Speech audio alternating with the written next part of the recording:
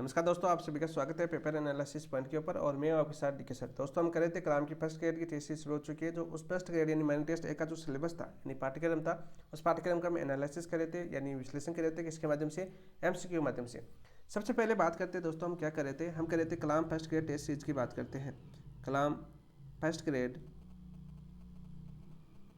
Test series की बात करते हैं दोस्त। किसकी बात करें, हम आपके फर्स्ट ग्रेड टेस्ट सीरीज की बात करें। इस कलाम फर्स्ट ग्रेड टेस्ट सीरीज की बात करें दोस्तों, इसका जो सिलेबस है, इसका जो सिलेबस था दोस्त, जो आपको स्क्रीन पर दिख रहा है मैंने टेस्ट 1 का सिलेबस, इस सिलेबस का क्या कर रहे थे हम दोस्तों, एनालिसिस कर रहे थे। क्या कर रहे थे दोस्तों, हम एनालिसिस कर रहे थे यानी कि विश्लेषण कर रहे थे, विश्लेषण कर रहे थे। और दोस्तों ये विश्लेषण किसके माध्यम से कर रहे थे, विश्लेषण कर रहे थे दोस्तों हम एमसीक्यू के माध्यम से। किसके माध्यम से कर रहे थे दोस्तों, हम एमसीक्यू के माध्यम से कर रहे थे। अब सबसे पहले आपको यह पता होना चाहिए कि इन एमसीक्यू का आधार क्या था। दोस्तों सबसे पहला हमारा टारगेट है कलाम बुकलेट को कंप्लीट करना। पहला टारगेट क्या था अपना, कलाम बुकलेट कवर करना। ठीक है, कलाम बुकलेट को कवर करना। दूसरा दोस्तों हमारा टारगेट था अपना जो आपकी एनसीईआरटी है, एनसीईआरटी जो टॉपिक कलाम बुकलेट के अंदर नहीं है, एनसीईआरटी के अंदर है, साथ साथ हिंदी गणित अकादमी, हिंदी गणित अकादमी हरिमोहन सक्सेना की बुक है दोस्तों, ये बुक हिंदी गणित अकादमी। ठीक है, इसके जो पाठ्यक्रम है उसका आधार पर जो आपकी पाठ्यक्रम सिलेबस दे रखा है उसके यहाँ पर टॉपिक दिया हुआ है, तो उस टॉपिक को कवर करना। साथ साथ तीसरा था दोस्तों अपना जो आरपीसी का नवीनतम पैटर्न है 2025 में, 2025 का जो पैटर्न है उसके अनुसार दोस्तों एमसीक्यू।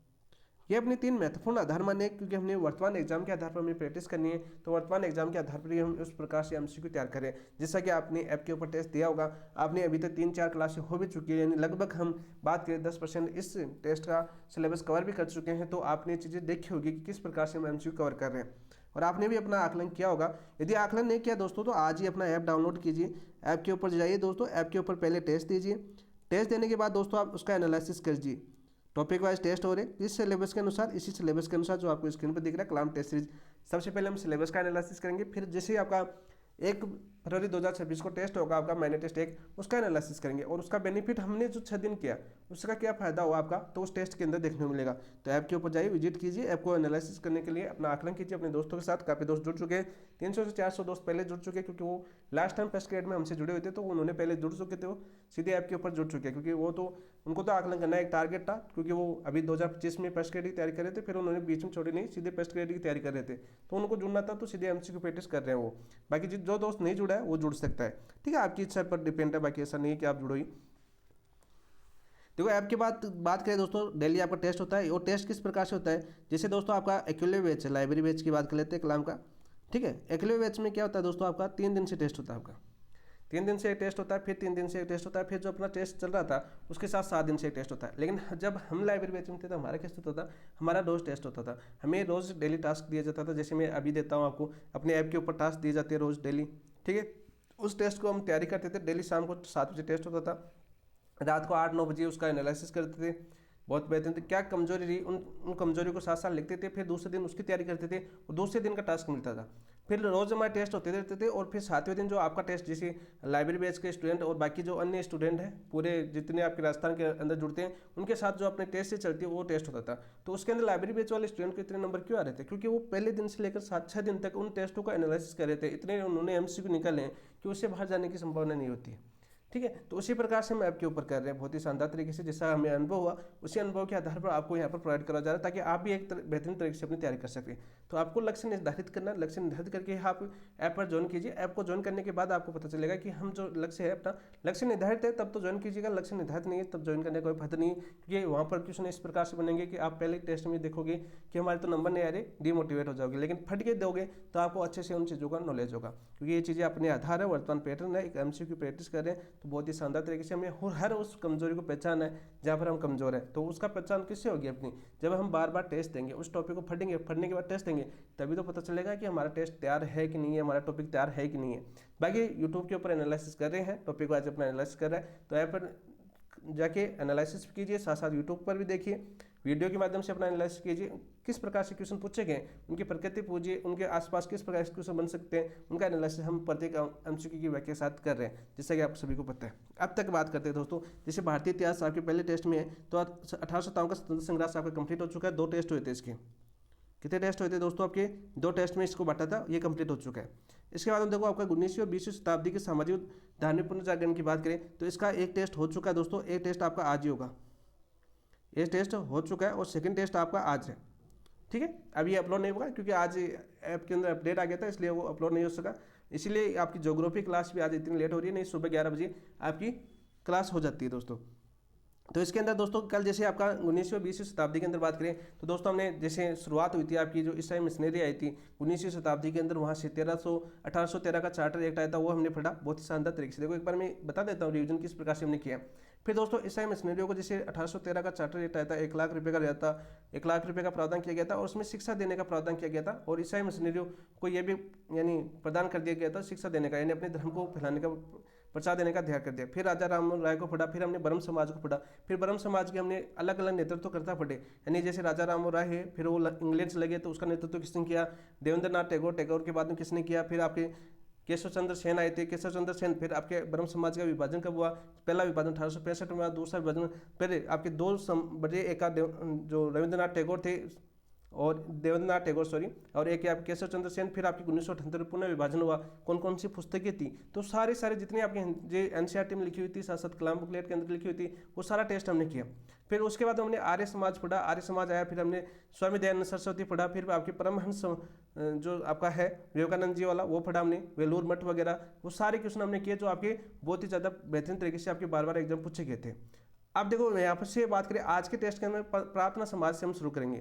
ठीक है, पूरा कर रहे हैं हम आपकी 19वीं और 20वीं शताब्दी का जितना मैटर आपका, जितना आपके पूछे जा सकते हैं उनसे ज़्यादा कर रहे हैं।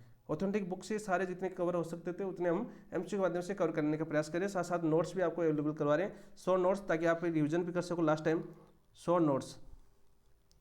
तो ये साथ साथ पढ़ोगे तो लास्ट टाइम ऐसा नहीं लगेगा कि हम पहली बार पढ़ रहे हैं। तो साथ साथ नोट्स आप पीडीएफ भी निकाल सकते हो, प्रिंट निकलवा सकते हो, साथ साथ पढ़ भी सकते हो। ठीक है, अपना एक टारगेट निश्चित करके आप पढ़ सकते हो दोस्तों, ये बताना जरूरी होता है सबसे पहले। इसके अंदर दोस्तों दूसरी टॉपिक था अपना राजस्थान का भूगोल जीके की बात करें तो दोस्तों अपने देखो अवस्थिति, विस्तार, आकृति, आकार बहुत ही शानदार तरीके से किया था।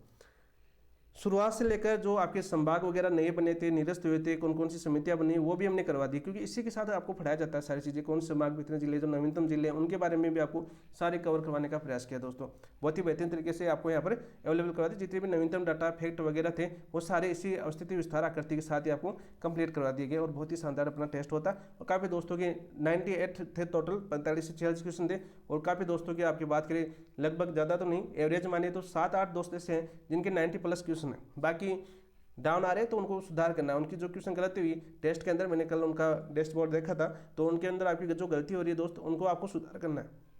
जो क्वेश्चन गलत हो रहा है आपका उसका एनालिसिस तो आपने किया होगा यूट्यूब पर, क्योंकि इसका यूट्यूब पर एनालिसिस कर चुके हैं। फिर आपको उन टॉपिक को लिखना है साथ साथ कि ये टॉपिक हमारे लिए कमजोर है, तो पहले उस टॉपिक को पढ़िए। और आज दोस्तों हम कर रहे हैं आपकी भौतिक विशेषताओं का टेस्ट नंबर 1, जो आज आपका टेस्ट होता है टेस्ट नंबर 1। इस टेस्ट का एनालिसिस हम अब करने वाले हैं और बहुत ही शानदार तरीके से करने वाले हैं। और आज बहुत ही शानदार क्वेश्चन लेके आया हूँ मैं आपके भौतिक विशेषताओं से लेकर, सीधे नहीं है, सारे नवीन पैटर्न के आधार पर है। और पहला क्वेश्चन आपने देखा ही होगा टेलीग्राम के ऊपर, मात्र 8% दोस्तों का सही हुआ है। तो आप देख सकते हो आपका क्या लेवल है, आपको कमजोरी माननी होगी, क्योंकि राजस्थान का भूगोल हर एग्जाम के अंदर आता है। आपने अभी रीट की तैयारी की होगी, ठीक है, सेकंड ग्रेड की दी होगी, फर्स्ट ग्रेड की दी होगी, या किसी भी 4th ग्रेड की देख लो, चाहे आपकी पटवारी की देख लो, वीडियो की देख लो, तो राजस्थान भूगोल उसमें था और हर में ये टॉपिक आप पढ़े होंगे। तो राजस्थान भूगोल तो आपका कॉमन टॉपिक है वैसे देखे तो आपने इन चीज़ों को बहुत बार पढ़ा है, लेकिन फिर भी आपकी ये दशा है तो दोस्तों आपकी कहीं ना कहीं कमी है, आपका मैटर ठीक नहीं है, कंटेंट है उसको थोड़ा ध्यान से पढ़िए, या जो कमी है उसको सुधार करने का प्रयास कीजिए यदि आप कंपटीशन की तैयारी कर रहे हो दोस्तों। तो चलिए दोस्तों एक बेहतरीन क्लास की शुरुआत करते हैं। शुरुआत करने से पहले जिन दोस्तों ने अभी तक चैनल को सब्सक्राइब नहीं किया है तो चैनल को सब्सक्राइब कीजिए, वीडियो को लाइक कीजिए और अपने दोस्तों के साथ शेयर कीजिए। थोड़ा सा ज़्यादा टाइम ले लिया, चलिए लेकिन शुरुआत करते हैं हम। ये चीज़ें बताना जरूरी होता है शुरू के अंदर, ताकि आपको पता रहे कि हम इस क्लास के अंदर क्या करने वाले हैं। तो देखिए दोस्तों आज का पहला क्वेश्चन क्या है, बहुत ही शानदार क्वेश्चन से हम शुरुआत करने जा रहे हैं। देखो दोस्तों क्वेश्चन क्या आपका, राजस्थान के भौतिकी विभाजन के संदर्भ में निम्न कथनों पर विचार कीजिए। निम्न कथनों पर हमें विचार करना है और भौतिकी विभाजन के संदर्भ में करना है दोस्तों। डॉक्टर प्रोफेसर वीसी है दोस्तों, आपका क्या है, प्रोफेसर वीसी मिश्रा ने 1968 में राजस्थान को 4 भौतिक प्रदेशों में विभाजित किया। तो यहाँ पर क्या दे रखा है दोस्तों, आपका 4 भौतिक विभाजन दे रखा है। तो दोस्तों सीधा क्वेश्चन आपके एग्जाम में बहुत बार पूछा गया है कि वीसी मिश्रा ने 1968 में राजस्थान को 7 भौगोलिक प्रदेशों में बांटा था। कितने भौगोलिक प्रदेशों में बांटा था दोस्तों, आपके 7 भौतिक प्रदेशों में बांटा था, प्रदेशों में बांटा। तो सीधा क्वेश्चन आपका पूछ लिया जाएगा दोस्तों। तो ये गलत हो जाएगा आपका, पहला गलत है आपका। देखो, AK सेन ने राजस्थान के भौतिक विभाजन, AK सेन ने राजस्थान के भौतिक विभाजन का अध्ययन 1968 में प्रस्तुत किया। कब किया दोस्तों? 1968 में किया। और कितने भौतिक विभाजन किए दोस्तों? आपके 3 बताए इन्होंने। कितने बताए आपके? 3 बताए दोस्तों। सीधा सीधा क्वेश्चन आपका पूछ लिया जाता है। रामलोचन सिंह ने 1971 में, रामलोचन सिंह ने 1971 में राजस्थान के भौतिक प्रदेशों का वर्गीकरण किया। बिल्कुल राइट। सीधा सीधा क्वेश्चन पूछा जाता है कि प्रोफेसर रामलोचन सिंह ने 1971 में राजस्थान के भौतिक प्रदेशों का वर्गीकरण किया। बिल्कुल सत्य बात है। यहाँ पर बात करें दोस्तों, रामलोचन सिंह की बात करें तो इन्होंने राजस्थान की बात करें दोस्तों, तो राजस्थान को क्या क्या विभाजित किया? देखो, बहुत बार आपके एग्जाम में पूछा जाता है आपकी, प्रोफेसर रामलोचन सिंह ने राजस्थान को दो वरत प्रदेशों में बांटा। ठीक है, 4 उपप्रदेश तथा 12 लघु प्रदेशों में विभाजित किया। 12 लघु प्रदेशों में विभाजित किया, प्रदेशों में विभाजित किया, विभाजित किया। देख लो, सारी एनसीईआरटी की लाइन है, किसी भी नोट्स में नहीं मिलेंगे दोस्तों ये चीज़ें, क्योंकि अलग अलग जगह से ये सर्च करके आपको यहाँ पर अवेलेबल करवाया गया, अलग अलग बुकों से, ऑथेंटिक बुकों से। हरिमोहन सक्सेना है दोस्तों, समोना नहीं आपका, हरिमोहन सक्सेना है। हरिमोहन सक्सेना ने 1994 में प्रकाशित पुस्तक है राजस्थान का भूगोल। देखो, हरिमोहन सक्सेना है, इनकी एक पुस्तक आई थी 1994 के अंदर, राजस्थान का भूगोल में 4 भौतिक प्रदेश बताए। राजस्थान कितने भौतिक प्रदेश बताए इन्होंने? 4 बताए। तो बिल्कुल सत्य है। और ये 4 कौन कौन से बताए दोस्तों? ये भी याद होनी चाहिए आपको। भाई, 4 भौतिक प्रदेश हरिमोहन सक्सेना ने कौन कौन से बताए आपकी? तो बात करते हैं दोस्तों, पहला बताया इन्होंने उत्तरी पश्चिमी मरुस्थल। कौन सा बताया दोस्तों? उत्तरी पश्चिमी मरुस्थल।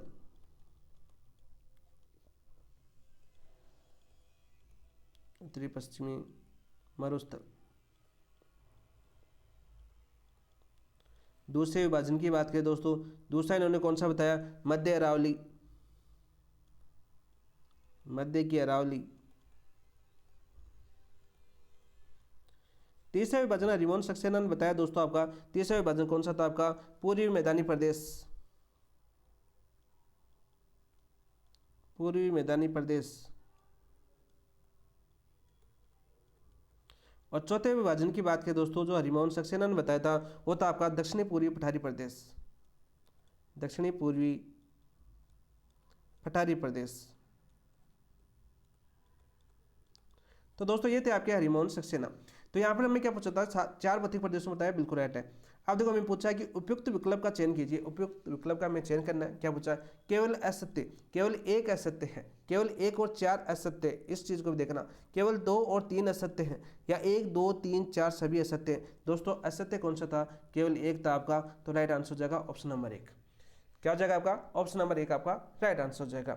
अब बात करते हैं, जैसे आप बात करना चाहो कि 7 भौतिक प्रदेश कौन कौन से बांटे थे आपके, प्रोफेसर वीसी मिश्रा की बात करें तो बहुत बार आपके एग्जाम में पूछा गया, सरलतम क्वेश्चन होता है ये आपका, जो एग्जाम में बार बार पूछा जाता है। सबसे पहला प्रदेश बांटा था दोस्तों इन्होंने, बात करें तो आपके पश्चिमी शुष्क प्रदेश, पश्चिमी शुष्क प्रदेश। साथ साथ शॉर्ट नोट्स बनाना चाहो तो बना सकते हो दोस्तों। दूसरा प्रदेश बांटा था इन्होंने अर्धशुष्क प्रदेश। दूसरा प्रदेश कौन सा था दोस्तों आपका? अर्धशुष्क प्रदेश, अर्धशुष्क प्रदेश। और तीसरे प्रदेश की बात करें तो आपके नहरी प्रदेश। तीसरा प्रदेश कौन सा था इनका? नहरी प्रदेश, नहरी प्रदेश, जो बार बार आपके एग्जाम में पूछा जाता है दोस्तों। और चौथा प्रदेश की बात करें तो चौथा प्रदेश कौन सा था इनके अनुसार? चौथा था दोस्तों आपके अरावली प्रदेश। कौन सा था आपका? अरावली प्रदेश दोस्त, अरावली प्रदेश। और प्रोफेसर वीसी मिश्रा के अनुसार पांचवा प्रदेश कौन सा था दोस्तों? पांचवें प्रदेश की बात करें तो पांचवा प्रदेश था आपका पूर्वी कृषि औद्योगिक प्रदेश, पूर्वी कृषि औद्योगिक प्रदेश।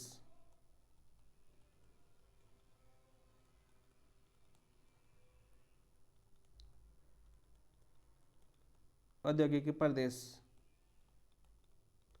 छठे प्रदेश की बात करें प्रोफेसर वीसी मिश्रा के अनुसार तो छठा कौन सा था दोस्तों आपका? तो छठा था आपका चंबल भील प्रदेश,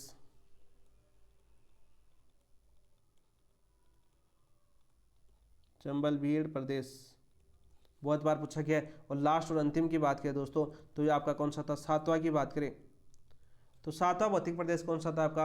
प्रोफेसर वीसी मिश्रा के अनुसार दक्षिणी पूर्वी कृषि प्रदेश, दक्षिणी पूर्वी कृषि प्रदेश।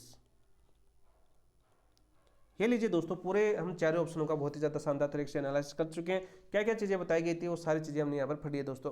तो यहाँ पर राजस्थान की भौतिक विभाजन के संदर्भ में निम्न खतरों पर विचार कीजिए। तो प्रारंभिक क्वेश्चन आपका यहीं से बन सकता है। तो ये आपके ऑथेंटिक बुक के क्वेश्चन थे। तो सारे कैसा लगे आपको क्वेश्चन कमेंट के अंदर जरूर बताना। इसमें से असत्य आपका एक हो जाएगा, क्योंकि 4 भौतिक प्रदेशों में वीसी मिश्रा जी ने नहीं बांटा, 7 प्रदेशों में बांटा था। कब? 1968 के अंदर। ये चीजें आपको याद करनी है। आप देखो दोस्तों, ये मैंने डेट क्यों ली है इसके अंदर, अभी आपने देखा होगा कि रेट के अंदर कालानुक्रम का प्रश्न पूछा गया है। फर्स्ट ग्रेड का कमांडर का पेपर हुआ था, उसके अंदर कालानुक्रम का प्रश्न पूछा गया है। अभी चिकित्सा विभाग का पेपर होता है आरपीएससी का, उसके अंदर कालानुक्रम का प्रश्न पूछा गया है। तो आपको कालानुक्रम याद करना है। 1968, 1900 देखो 68, 1900, ये भी 68 आ गया दोनों के अंदर, ठीक है। 1968 AK-96, 1968 रामलोचन, 1971 हरिमोहन सक्सेना, 1994। तो क्रम पूछा जा सकता है कि किस किसने कब कब भौतिक प्रदेशों में विभाजित किया राजस्थान को। तो ये भी आपका क्रम पूछा जा सकता है एग्जाम के अंदर। तो ये चीजें आपको याद करनी ही पड़ेगी अब, ठीक है, क्योंकि तैयारी अपनी उस मोड तक जो पेपर आ चुका है, क्वेश्चन आ चुका है, तो प्रीवियस ईयर क्वेश्चन तो आपको याद ही होने चाहिए कम से कम। तो उस मोड तक तो हमें तैयारी करनी पड़ेगी। आगे आरपीएससी किस प्रकार का पेपर बनाता है उसकी भविष्यवाणी कोई नहीं कर सकता, लेकिन मेहनत अपने हाथ में दोस्तों, मेहनत हम बहुत शानदार करने वाले हैं। नेक्स्ट क्वेश्चन की बात करते हैं, आज की क्वेश्चन नंबर 2 की। देखो, राजस्थान के भौतिक प्रदेशों का निर्माण एवं औसत ऊंचाई के आधार पर सही क्रम क्या है?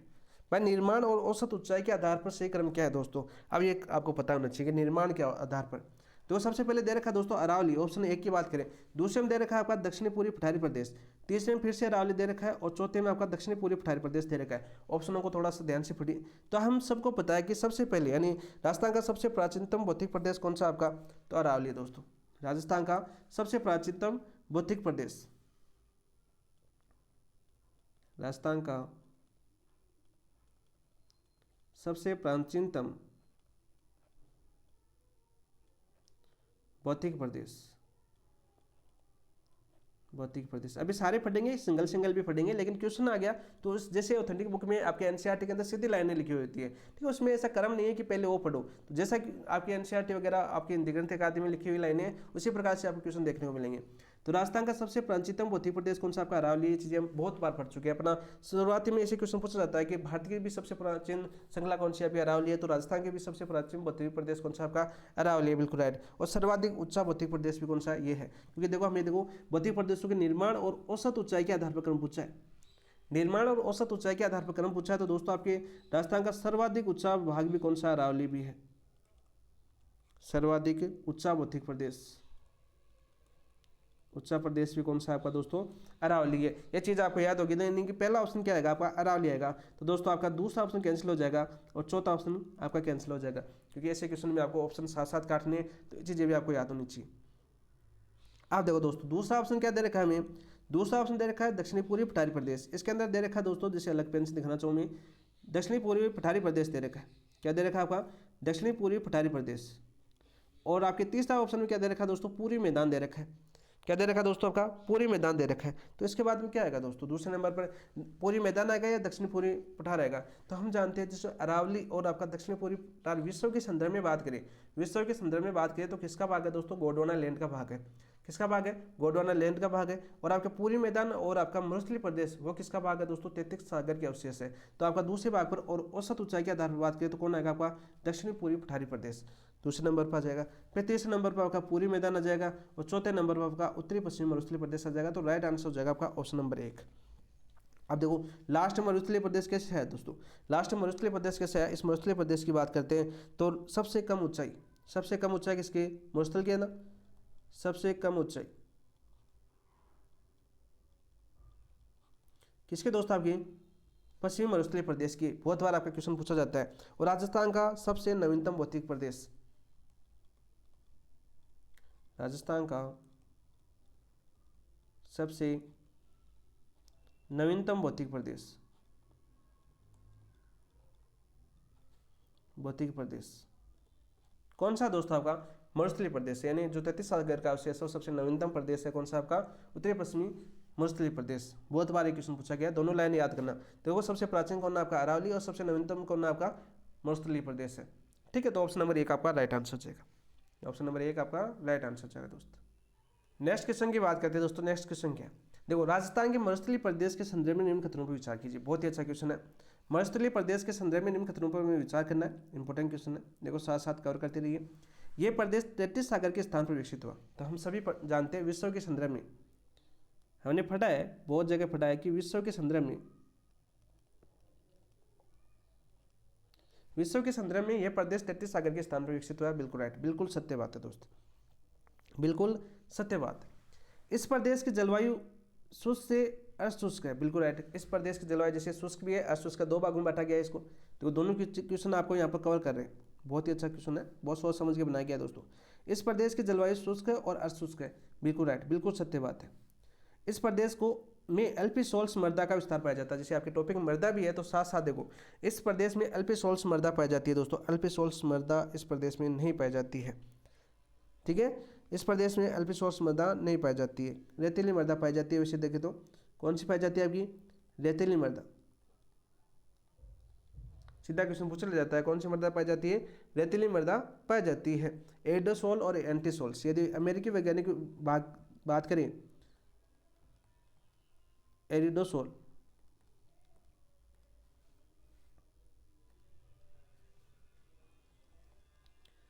एडोसोल्स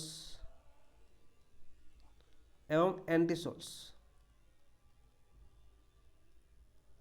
वह बात करोगे तो वो अमेरिकी कृषि विभाग ने, यहाँ पर याद कर लो पहले, अमेरिकी कृषि विभाग ने, कृषि विभाग की बात करें तो राजस्थान के मृदा को कितने भागों में बांटा गया दोस्तों। राजस्थान की मृदा की बात करें तो कितने भागों में बांटा है दोस्तों, आपके 5 भागों में बांटा।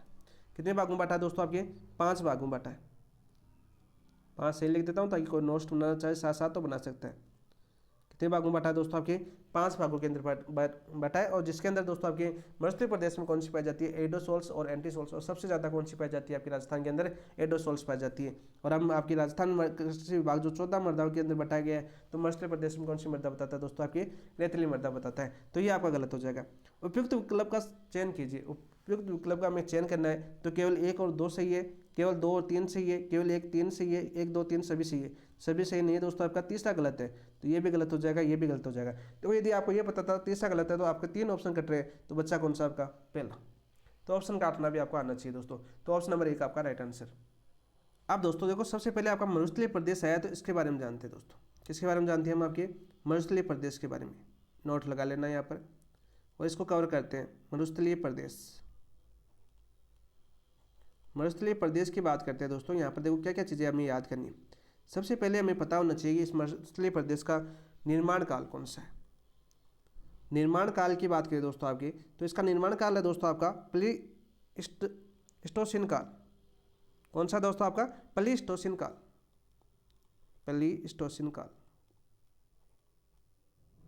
तो सीधा पूछ लिया कि आपके मरुस्थलीय प्रदेश का निर्माण काल कौन सा है दोस्तों, आपका प्लीस्टोसीन काल है। जैसे अरावली का पूछा जाता है प्री कैम्ब्रियन काल, तो इसी प्रकार से मरुस्थलीय प्रदेश का कौन सा आपका प्लीस्टोसीन काल है। और मैदानी प्रदेश का भी कौन सा आपका प्लीस्टोसीन काल है। सीधा सीधा क्वेश्चन आपका पूछा जा सकता है, ठीक है दोस्तों।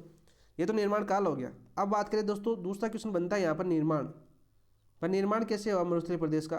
तो दोस्तों यहाँ पर 2 क्वेश्चन बनते हैं आपका। पहला बनता है आपका विश्व के संदर्भ में, जो आपकी पहले लाइन दे रखी। देखो विश्व की बात करें तो आपके 33 सागर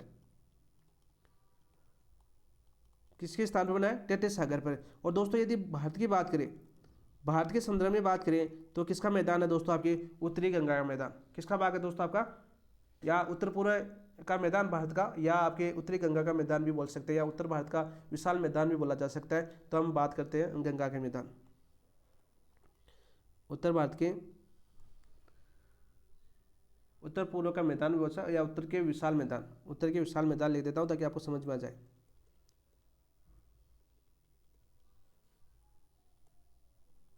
भारत का उत्तर का विशाल मैदान, विशाल मैदान, या कोष्ठक में लिख देता हूँ दोस्तों गंगा का मैदान, गंगा का मैदान, ताकि दोनों चीज़ें आपको कवर हो। साथ साथ हम इन चीज़ों को पॉइंट टू पॉइंट याद कर लेते हैं ताकि हमें कोई प्रॉब्लम नहीं हो दोस्तों, ठीक है। भारत के उत्तर का विशाल मैदान या गंगा का मैदान। तीसरा क्वेश्चन क्या पूछा जाता है, देखो छोटे छोटे क्वेश्चन पूछे जाते हैं। जैसे कितने क्षेत्रफल में फैला हुआ है ये आपका। क्षेत्रफल की बात करें दोस्तों, तो क्षेत्रफल की बात करें तो आपकी 61.11% पर है। कितने परसेंट पर, 61.11% पर है। और चौथी पॉइंट यदि मुख्य रूप से याद करो तो जनसंख्या याद करो दोस्तों। जनसंख्या कितनी है दोस्तों इसकी, लगभग 40% जनसंख्या निवास करती है।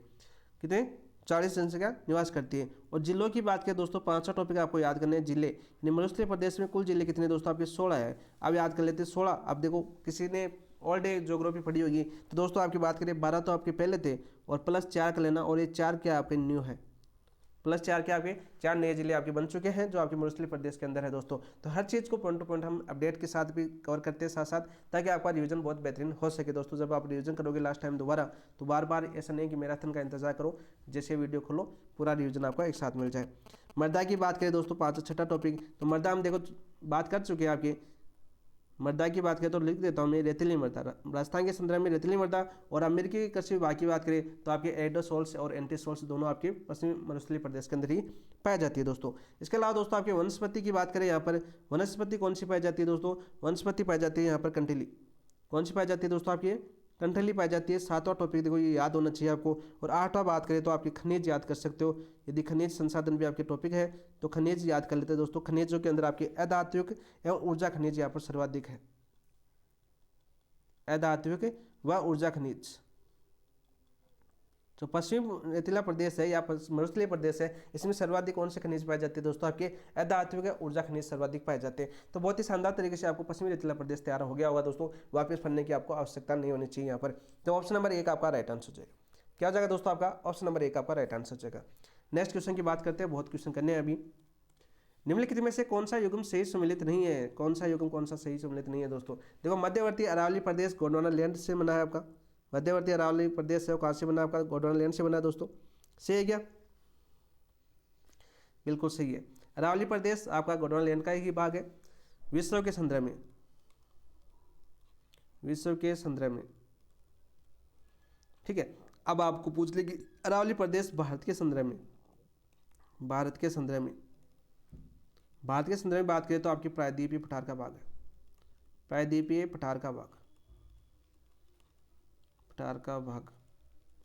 तो दोनों चीजें आपको साथ साथ याद होनी चाहिए, ठीक है। पूर्वी मैदानी प्रदेश 33 सागर का अवशेष है, तो पूर्वी मैदानी प्रदेश 33 सागर का अवशेष है। और विश्व के संदर्भ में देखो, विश्व के संदर्भ में तो 33 सागर, और भारत में याद करो तो उत्तर के विशाल मैदान का, उत्तर के विशाल मैदान का,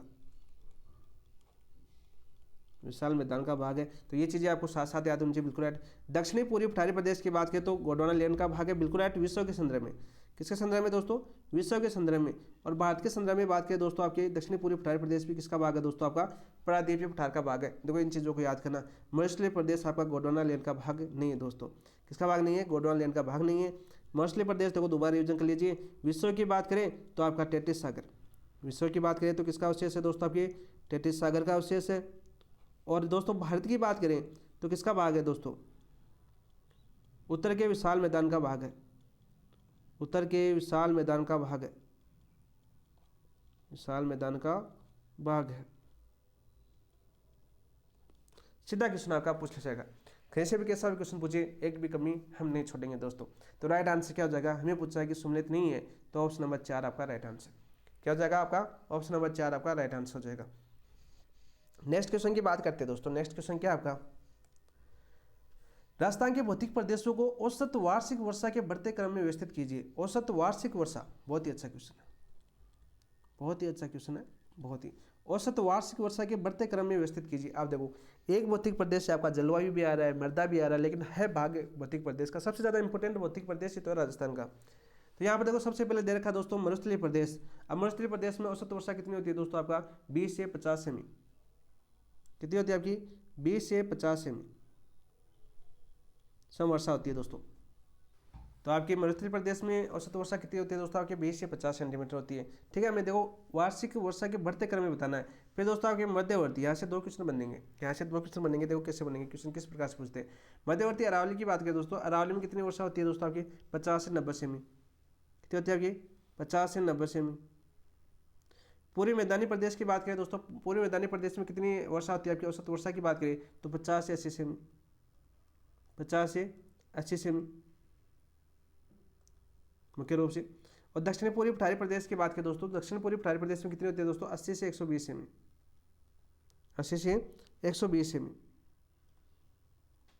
तो आपका सही आंसर तो क्या जाएगा दोस्तों, हमें सही आंसर बताना है, तो सही आंसर तो आपका ऑप्शन नंबर 1 क्या हो जाएगा, क्या हो जाएगा, ऑप्शन नंबर 1। देखो औसत वार्षिक वर्षा की बात करें दोस्तों आपके यहाँ पर राजस्थान में, तो राजस्थान के अंदर संदर्भ में 2 क्वेश्चन आपके पूछे गए बहुत बार कि राजस्थान में वर्षा का क्रम किस तरह बढ़ता है। तो दोस्तों आपके दक्षिणी पूर्व से उत्तर पश्चिम, उत्तर से उत्तर पश्चिम लिख देता हूँ, दक्षिणी पूर्व से उत्तर पश्चिम में वर्षा कम होती है, वर्षा कम होती है। यदि मैप के थ्रू हम समझना चाहिए तो मैप के थ्रू भी आप याद कर सकते हो। देखो मैप भी अपने साथ ही रहता है आजकल, ठीक है। देखो जैसे बात करते हैं, हमें सभी को पता है कि राजस्थान में वर्षा किससे प्राप्त, छोटा कर रहा था मैं इसको, ये हो गया, ठीक हो गया। सबसे पहले बात करते हैं क्रम, तो राजस्थान में वर्षा कहाँ से आती है आपकी, दक्षिणी पश्चिमी मानसून आपका तो इधर से आता है, अरब सागर वाला मानसून इधर से आता है, ठीक है। लेकिन अरब सागर का मानसून तो आपका राजस्थान में, दक्षिण राजस्थान में वर्षा करता है, क्योंकि अरावली क्या है आपकी दोस्तों, अरावली की समांतर निकल जाता है ये। तो अरब सागर वाला तो क्या निकल जाता है दोस्तों, 2 शाखा तो आती है आपकी, अरब सागर की शाखा और आपकी कौन सी आती है आपकी दक्षिणी पश्चिमी मानसून या बंगाल खाड़ी वाली शाखा मानसून। तो यहाँ पर देखो वर्षा क्या होती है दोस्तों दक्षिण में, यहाँ पर क्या होती है आपकी, यहाँ से देखो अधिक, यानी अरावली की बात कर लेते हैं यहाँ पर, क्योंकि क्रम पूछा जाता है यहाँ पर। अरावली के पूर्व की बात करें तो यहाँ पर अरावली में क्या होती है आपकी अधिक होती है, और इधर क्या होती है दोस्तों आपकी कम होती है, वर्षा क्या होती है आपकी कम होती है। और सम वर्षा वाला क्रम भी पूछा जा रहा है आजकल, 80 सेमी वर्षा वाले जिले कौन से हैं, 70 सेमी वर्षा वाले जिले कौन से हैं, या 50 सेमी से 60 सेमी के बीच कौन कौन से जिले आते हैं। इस प्रकार क्वेश्चन आपका 2025 में पूछा गया, तो सारे करेंगे अभी, एक एक क्वेश्चन को करेंगे, एक एक क्वेश्चन को समझेंगे। ऐसा नहीं भौतिक प्रदेश लगभग हो सकता है 3 टेस्ट भी बन जाए, लेकिन एक आपको यहाँ पर करवाने का प्रयास किया जाएगा, ठीक है दोस्तों। ये चीज़ें समझ लेना, यहाँ पर एक क्रम पूछा जाता है बहुत बार, और आपने देखा भी होगा इस क्वेश्चन को, थोड़ा सा समझने वाला क्वेश्चन नहीं है। नेक्स्ट बात करते हैं दोस्तों, और अरावली आप सभी को पता है आपके 50 सेमी समवर्षा के ऊपर स्थित है, ठीक है। और राजस्थान को 2 भागों में बराबर विभाजित करती है। छोटे छोटे क्वेश्चन थे जो आपके सीधे एग्जाम में पूछे जाते थे पहले, ठीक है। आजकल आरपीसी से ऊपर उठ चुका है, बहुत ज़्यादा ऊपर जा चुका है। ऐसा जरूरी नहीं है ऊपर जा चुका है, प्रीवियस ईयर क्वेश्चन भी आ सकते हैं, इजी भी आ सकता है। वो एक माहौल होता है, किस प्रकार क्वेश्चन आता है इसका पेपर में किसी को पता नहीं होता। वर्तमान में ऐसा पैटर्न है, हो सकता है इस पैटर्न के अनुसार आपको तैयारी करवाएं और पहले वाला पैटर्न आपको इजी क्वेश्चन आ जाए, ठीक है। वो नहीं कह सकते, लेकिन हर तरह से हमको तैयार होना है, हर चीज़ से हमें, हर पॉइंट टू पॉइंट हमें तैयार होना है। मेन लक्ष्य अपना एग्जाम फाइट करना। ऑप्शन नंबर 1 आपका राइट आंसर हो जाएगा, समझने का प्रयास करना दोस्तों। नेक्स्ट क्वेश्चन की बात करते हैं। देखो कथन और कारण के रूप में विचार कीजिए, विचार करना है। और कथन और कारण वाले क्वेश्चन रीट मेंस की बात करें तो कम से कम 20 से 25 क्वेश्चन आए थे आपके। साइंस मैथ की बात करो चाहे अदर सब्जेक्ट की बात करो, और सबसे ज़्यादा इन्हीं क्वेश्चनों ने आपको चौंकाया होगा। देखो क्या दे रखा है, कथन दे रखा है, दक्षिणी पूर्वी पठारी प्रदेश में काली मृदा का विस्तार पाया जाता है। दक्षिणी पूर्वी जो पठारी प्रदेश है उसमें कौन सा मृदा का विस्तार पाया जाता है दोस्तों, आपकी काली मृदा का विस्तार पाया जाता है। यह प्रदेश गोंडवाना लैंड से निर्मित है तथा बेसाल्टिक शिलाएं पाई जाती है। सही है क्या, दक्षिणी पूर्वी जो पठारी प्रदेश है दोस्तों आपके गोंडवाना लैंड का निर्मित बात करें, बिल्कुल राइट। विश्व के संदर्भ में बात करें, और यहाँ पर कौन सी चट्टानें पाई जाती है दोस्तों, आपके बेसाल्टिक चट्टानें पाई जाती है। कौन सी चट्टानें पाई जाती है आपकी दोस्तों, बेसाल्टिक चट्टानें पाई जाती है।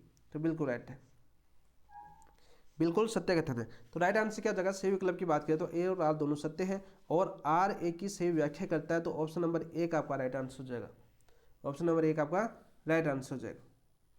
तो यहाँ पर दोस्तों बात कर लेते हैं, इस पठार को समझ लेते हैं। वैसे मैं आज पश्चिमी मरुस्थलीय प्रदेश से करवाने वाला था, लेकिन क्वेश्चन आ गया तो अपना बात कर लेते हैं, क्योंकि एनसीईआरटी के अंदर बीच बीच में दिए हुए हैं आपके। दक्षिणी पूर्वी पठारी प्रदेश की बात करते हैं, कल वापस रिवीजन हो जाएगा, क्योंकि कल आपके क्वेश्चन और आने वाले हैं दक्षिणी पूर्वी पठारी प्रदेश के टेस्ट के अंदर।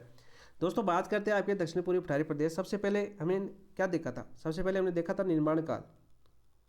क्या देखा था हमने, निर्माण काल देखा था दोस्तों। तो निर्माण काल कौन सा था आपका, क्रिटेशियस काल। कौन सा आपका, क्रिटेशियस काल, क्रिटेशियस काल। सीधा क्वेश्चन आपका पूछ लिया जाता है। और बात करें दोस्तों आपका निर्माण पूछे, फिर निर्माण पूछे तो कौन से काल में होता है दोस्तों, यानी निर्माण किससे हुआ आपका, गोंडवाना लैंड। विश्व के संदर्भ में बात करें, फिर से याद करवा देता दोस्तों आपके, विश्व के संदर्भ में गोंडवाना लैंड, गोंडवाना लैंड। और भारत के संदर्भ में दोस्तों गंगा का मैदान। भारत के संदर्भ में क्या याद करना है दोस्तों आपको, गंगा का मैदान, ठीक है। ये 2 चीज तो आपको याद ही होनी चाहिए शुरू के अंदर। तीसरा क्वेश्चन हमने देखा था क्षेत्रफल। क्षेत्रफल की बात करें दोस्तों आपके 6.89% क्षेत्रफल फैला हुआ है। कितने पर, 6.89% क्षेत्रफल आपका दक्षिणी पूर्वी पठारी प्रदेश फैला हुआ है। दूसरा क्वेश्चन आपका पूछा जा सकता है, आपका जनसंख्या कूट बन सकता है। तो जनसंख्या दोस्तों आपकी 11% जनसंख्या निवास करती है इस क्षेत्र में। कितने परसेंट जनसंख्या निवास करती है आपकी? 11% जनसंख्या निवास करती है। ठीक है, जिले की बात करें तो वर्तमान में इस प्रदेश के अंदर कितने जिले आते हैं दोस्तों आपके? 7। कितने जिले आते हैं दोस्तों आपके? 7 जिले आते हैं, जैसे कोटा, बूंदी, बारा, झालावाड़ वगैरह याद कर लेना दोस्तों। यहाँ पर बात करें जलवायु की बात करें, जलवायु की बात करें तो अति आर्द्र जलवायु पाई जाती है। दक्षिण पूर्वी पठारी प्रदेश के अंदर कैसी जलवायु पाई जाती है दोस्तों? अति आर्द्र जलवायु पाई जाती है। चीज़ें याद होनी चाहिए आपको पॉइंट टू पॉइंट। इसके अलावा दोस्तों मृदा की बात करें, जैसे अपना क्वेश्चन आया है, तो मृदा दोस्तों आपकी काली मृदा। कौन सी मृदा दोस्तों? काली मृदा। किसके अनुसार? भारतीय कृषि विभाग ने 14 भागों में बांटा है उसके अनुसार। और अमेरिकी कृषि विभाग की बात करें तो कौन सी मृदा पाई जाती है आपकी? वर्टिसोल्स। कौन सी मृदा पाई जाती है आपकी? वर्टिसोल्स। साथ साथ यूएसए के कृषि विभाग के द्वारा, यूएसए कृषि विभाग लिख देता हूँ, कृषि विभाग। ठीक है, पॉइंट टू पॉइंट याद करते हैं दोस्तों। मृदा आपकी हो चुकी है। इसके अलावा दोस्तों हम वर्षा दे चुके हैं। हम वर्षा की बात करें तो वर्षा देखो, अभी हमने क्रम पूछा था पीछे, तो सबसे ज़्यादा वर्षा यहीं पर पाई जाती है आपकी, होती है दोस्तों आपकी 80 सेंटीमीटर से 120 सेमी। 80 सेमी से 120 सेमी यहाँ पर वर्षा होती है दोस्तों। और खनिज की बात करें तो आपकी खनिज टॉपिक है, तो खनिज भी साथ साथ याद करो दोस्तों। खनिज यहाँ पर पाया जाता है आपका स्टोन, पत्थर पाया जाता है दोस्तों आपका। स्टोन खनिज सर्वाधिक यहाँ पर पाया जाता है। चट्टानें कौन सी पाई जाती है दोस्तों आपकी? बेसाल्टिक सेले पाई जाती है। कौन सी सेले पाई जाती है आपकी? बेसाल्टिक सेले पाई जाती है। बहुत बार क्वेश्चन आपका पूछा जा चुका है। तो कथन कारण आपकी ज्योग्राफी में भी बनते हैं दोस्त। तो ये था आपका दक्षिणी पूर्वी पठारी प्रदेश, जो लगभग आपके इंपॉर्टेंट सीधे फैक्ट क्वेश्चन पूछे जाते हैं और सारे के सारे यहाँ पर आपने करने का प्रयास किया दोस्तों। नेक्स्ट बात करते हैं दोस्तों, जैसे आपके वनस्पति की भी बात कर सकते हैं, जैसे आपके सागवान वन यानी उष्ण कटिबंधीय सागवान वन आपके दक्षिणी पूर्वी पठारी प्रदेश के अंदर पाए जाते हैं। तो सारी चीज़ें हम करेंगे, एक एक करेंगे, लेकिन कंटेंट टू कंटेंट यानी एक एक पॉइंट को हम जोड़ते हुए करते चले जाएंगे दोस्तों। नेक्स्ट क्वेश्चन की बात करते हैं दोस्तों। नेक्स्ट क्वेश्चन क्या है? ये आ गया अपना, पश्चिमी मरुस्थलीय प्रदेश के संदर्भ में निम्न कथनों पर विचार कीजिए। फिर से अपना कथन आया दोस्तों। यह प्रदेश अरावली पर्वतमाला के पश्चिम में स्थित है।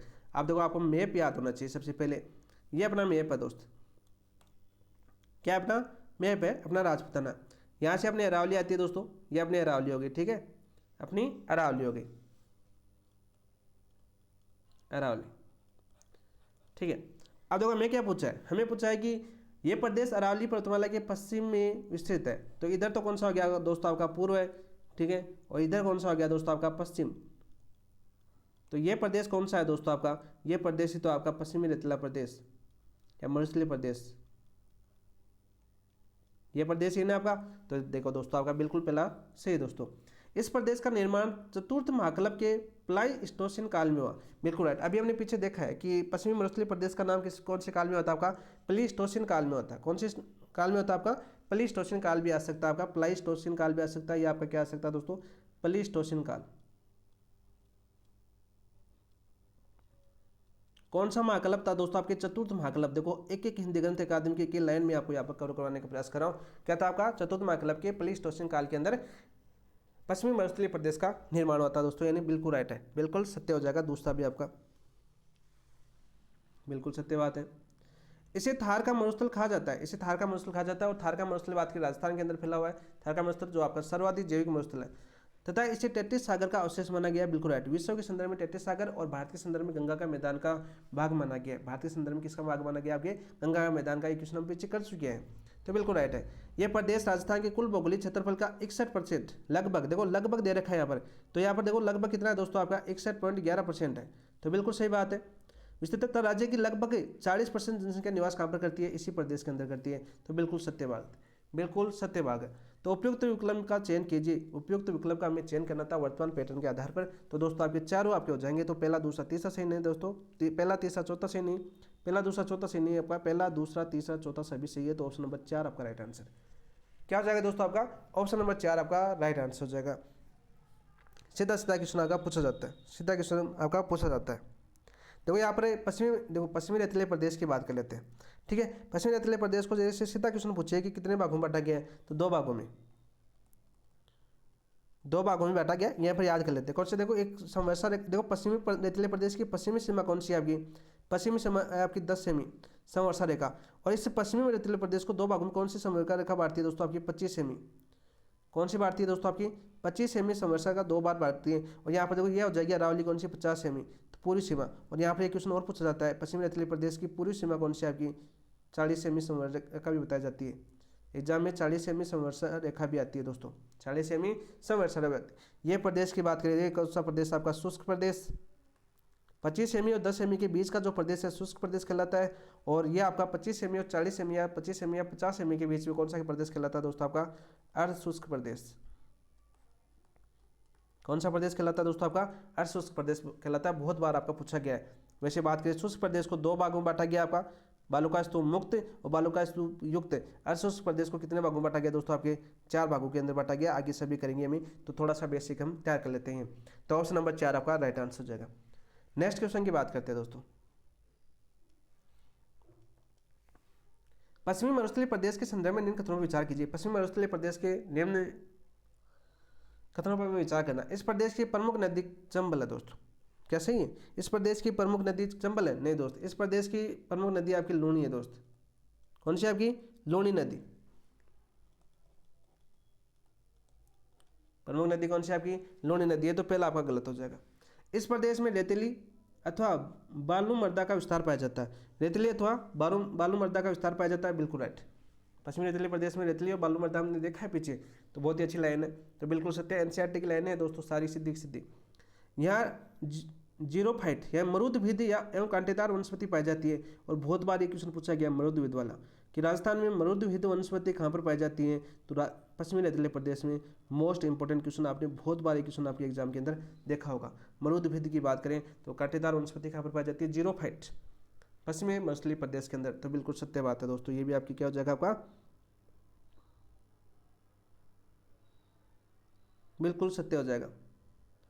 इस प्रदेश में प्रमुख रूप से आर्द्र जलवायु पाई जाती है। नहीं दोस्त, इस प्रदेश में आर्द्र जलवायु नहीं पाई जाती है। यहाँ पर आर्द्र जलवायु की बात करें तो आपके मैदानी प्रदेश में पाई जाती है। यानी कौन से प्रदेश में? पूरी मैदानी प्रदेश में पाई जाती है। पूरी मैदानी प्रदेश, मैदान के अंदर पाई जाती है। इस प्रदेश में कौन सी पाई जाती है दोस्तों, आपकी शुष्क व अशुष्क जलवायु पाई जाती है। कौन सा जलवायु पाई जाती है दोस्तों, आपकी शुष्क जलवायु पाई जाती है। सीधे तौर पर देखें तो हम शुष्क एवं अशुष्क,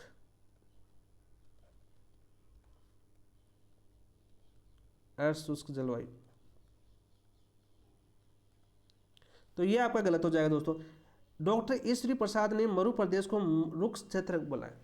डॉक्टर ईश्वरी प्रसाद ने जो आपका मरु प्रदेश है इसको क्या बोला है दोस्तों, आपका रुक्ष क्षेत्र बोला है। क्या बोला है दोस्तों? रुक्ष क्षेत्र नाम दिया है, बिल्कुल राइट, बिल्कुल राइट। और इंपॉर्टेंट लाइन है दोस्तों, डॉक्टर ईश्वरी प्रसाद ने मरु प्रदेश को रुक्ष क्षेत्र नाम दिया है। बहुत ही अच्छा क्वेश्चन है, बिल्कुल सत्य। अब देखो मैं क्या पूछा, उपयुक्त विकल्प का चयन कीजिए। केवल 1 और 4 असत्य है, तो असत्य पूछा। देखो इस शब्द को भी पकड़ लेना दोस्तों, सत्य पूछ रहा है असत्य पूछ रहा है, ये भी गलत मत कर देना।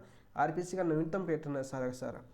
तो दोस्तों 1 और 4 ये असत्य आपका। देखो पहला चंबल नहीं है, चौथा आपका जलवायु आर्द्र नहीं है, तो ऑप्शन नंबर 1 आपका राइट आंसर हो जाएगा। बहुत ही इजी क्वेश्चन था वैसे देखें तो। राइट आंसर क्या जाएगा दोस्तों, आपका पहला और चौथा असत्य है, बाकी सही है सभी।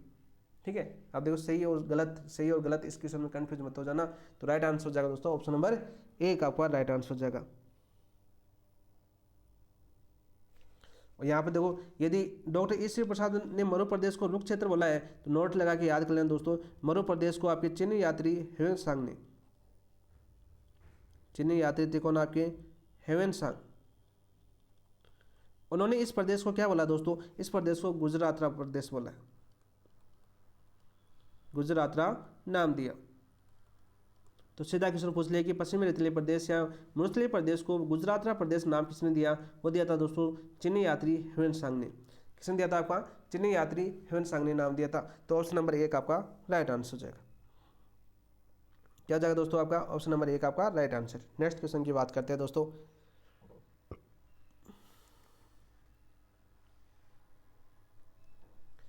मरुस्थल की बनावट के आधार पर वर्गीकरण के संदर्भ में निम्न कथनों पर विचार कीजिए। मरुस्थल की बनावट के आधार पर वर्गीकरण के संदर्भ में निम्न कथनों पर विचार कीजिए। आप देखो बहुत ही अच्छा क्वेश्चन पूछा गया। तो सबसे पहले देखो इस क्वेश्चन को समझते हैं, फिर हम आगे कथनों की बात करते हैं। मरुस्थल की बनावट के आधार पर वर्गीकरण, तो राजस्थान के मरुस्थलीय प्रदेश को बनावट के आधार पर कितने भागों में बांटा गया दोस्तों? आपके 3 भागों में बांटा गया, 3 भागों में बांटा गया। सीधा क्वेश्चन पूछ लिया कि राजस्थान के मरुस्थलीय प्रदेश को बनावट के आधार पर कितने भागों में बांटा गया है दोस्तों? आपके 3 भागों के अंदर बांटा गया है। ठीक है, पहली लाइन आपको याद होगी। पहला भाग कौन सा आपका? पहला भाग कौन सा था आपका? रेतीला या महान मरुस्थल,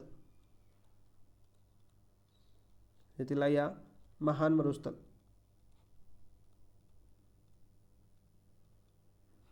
दूसरा भाग कौन सा है दोस्तों आपका? दूसरा भाग था पथरीला मरुस्थल, पथरीला मरुस्थल। और तीसरा भाग था दोस्तों आपका मिश्रित मरुस्थल, मिश्रित मरुस्थल।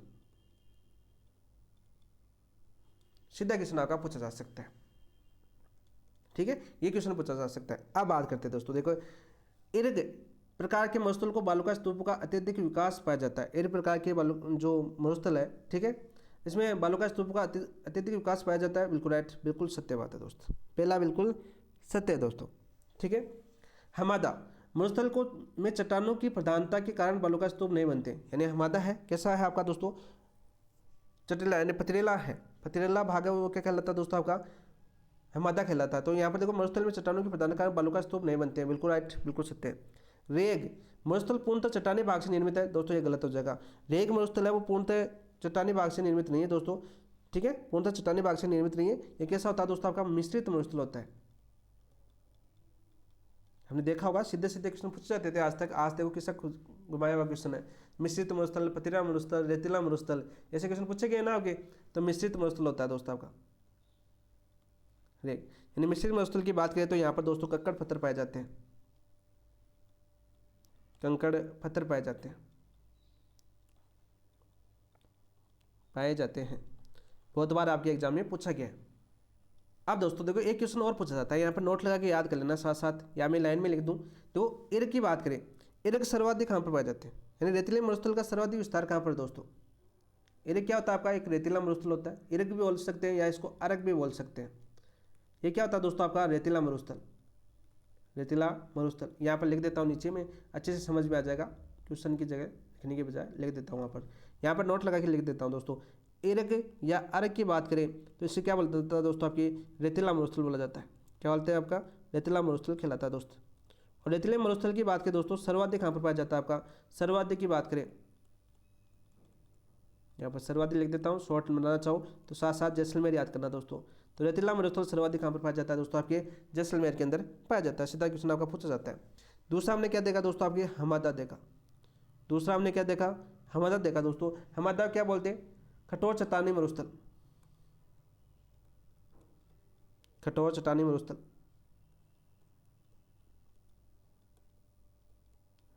मरुस्थल होता है दोस्तों ये।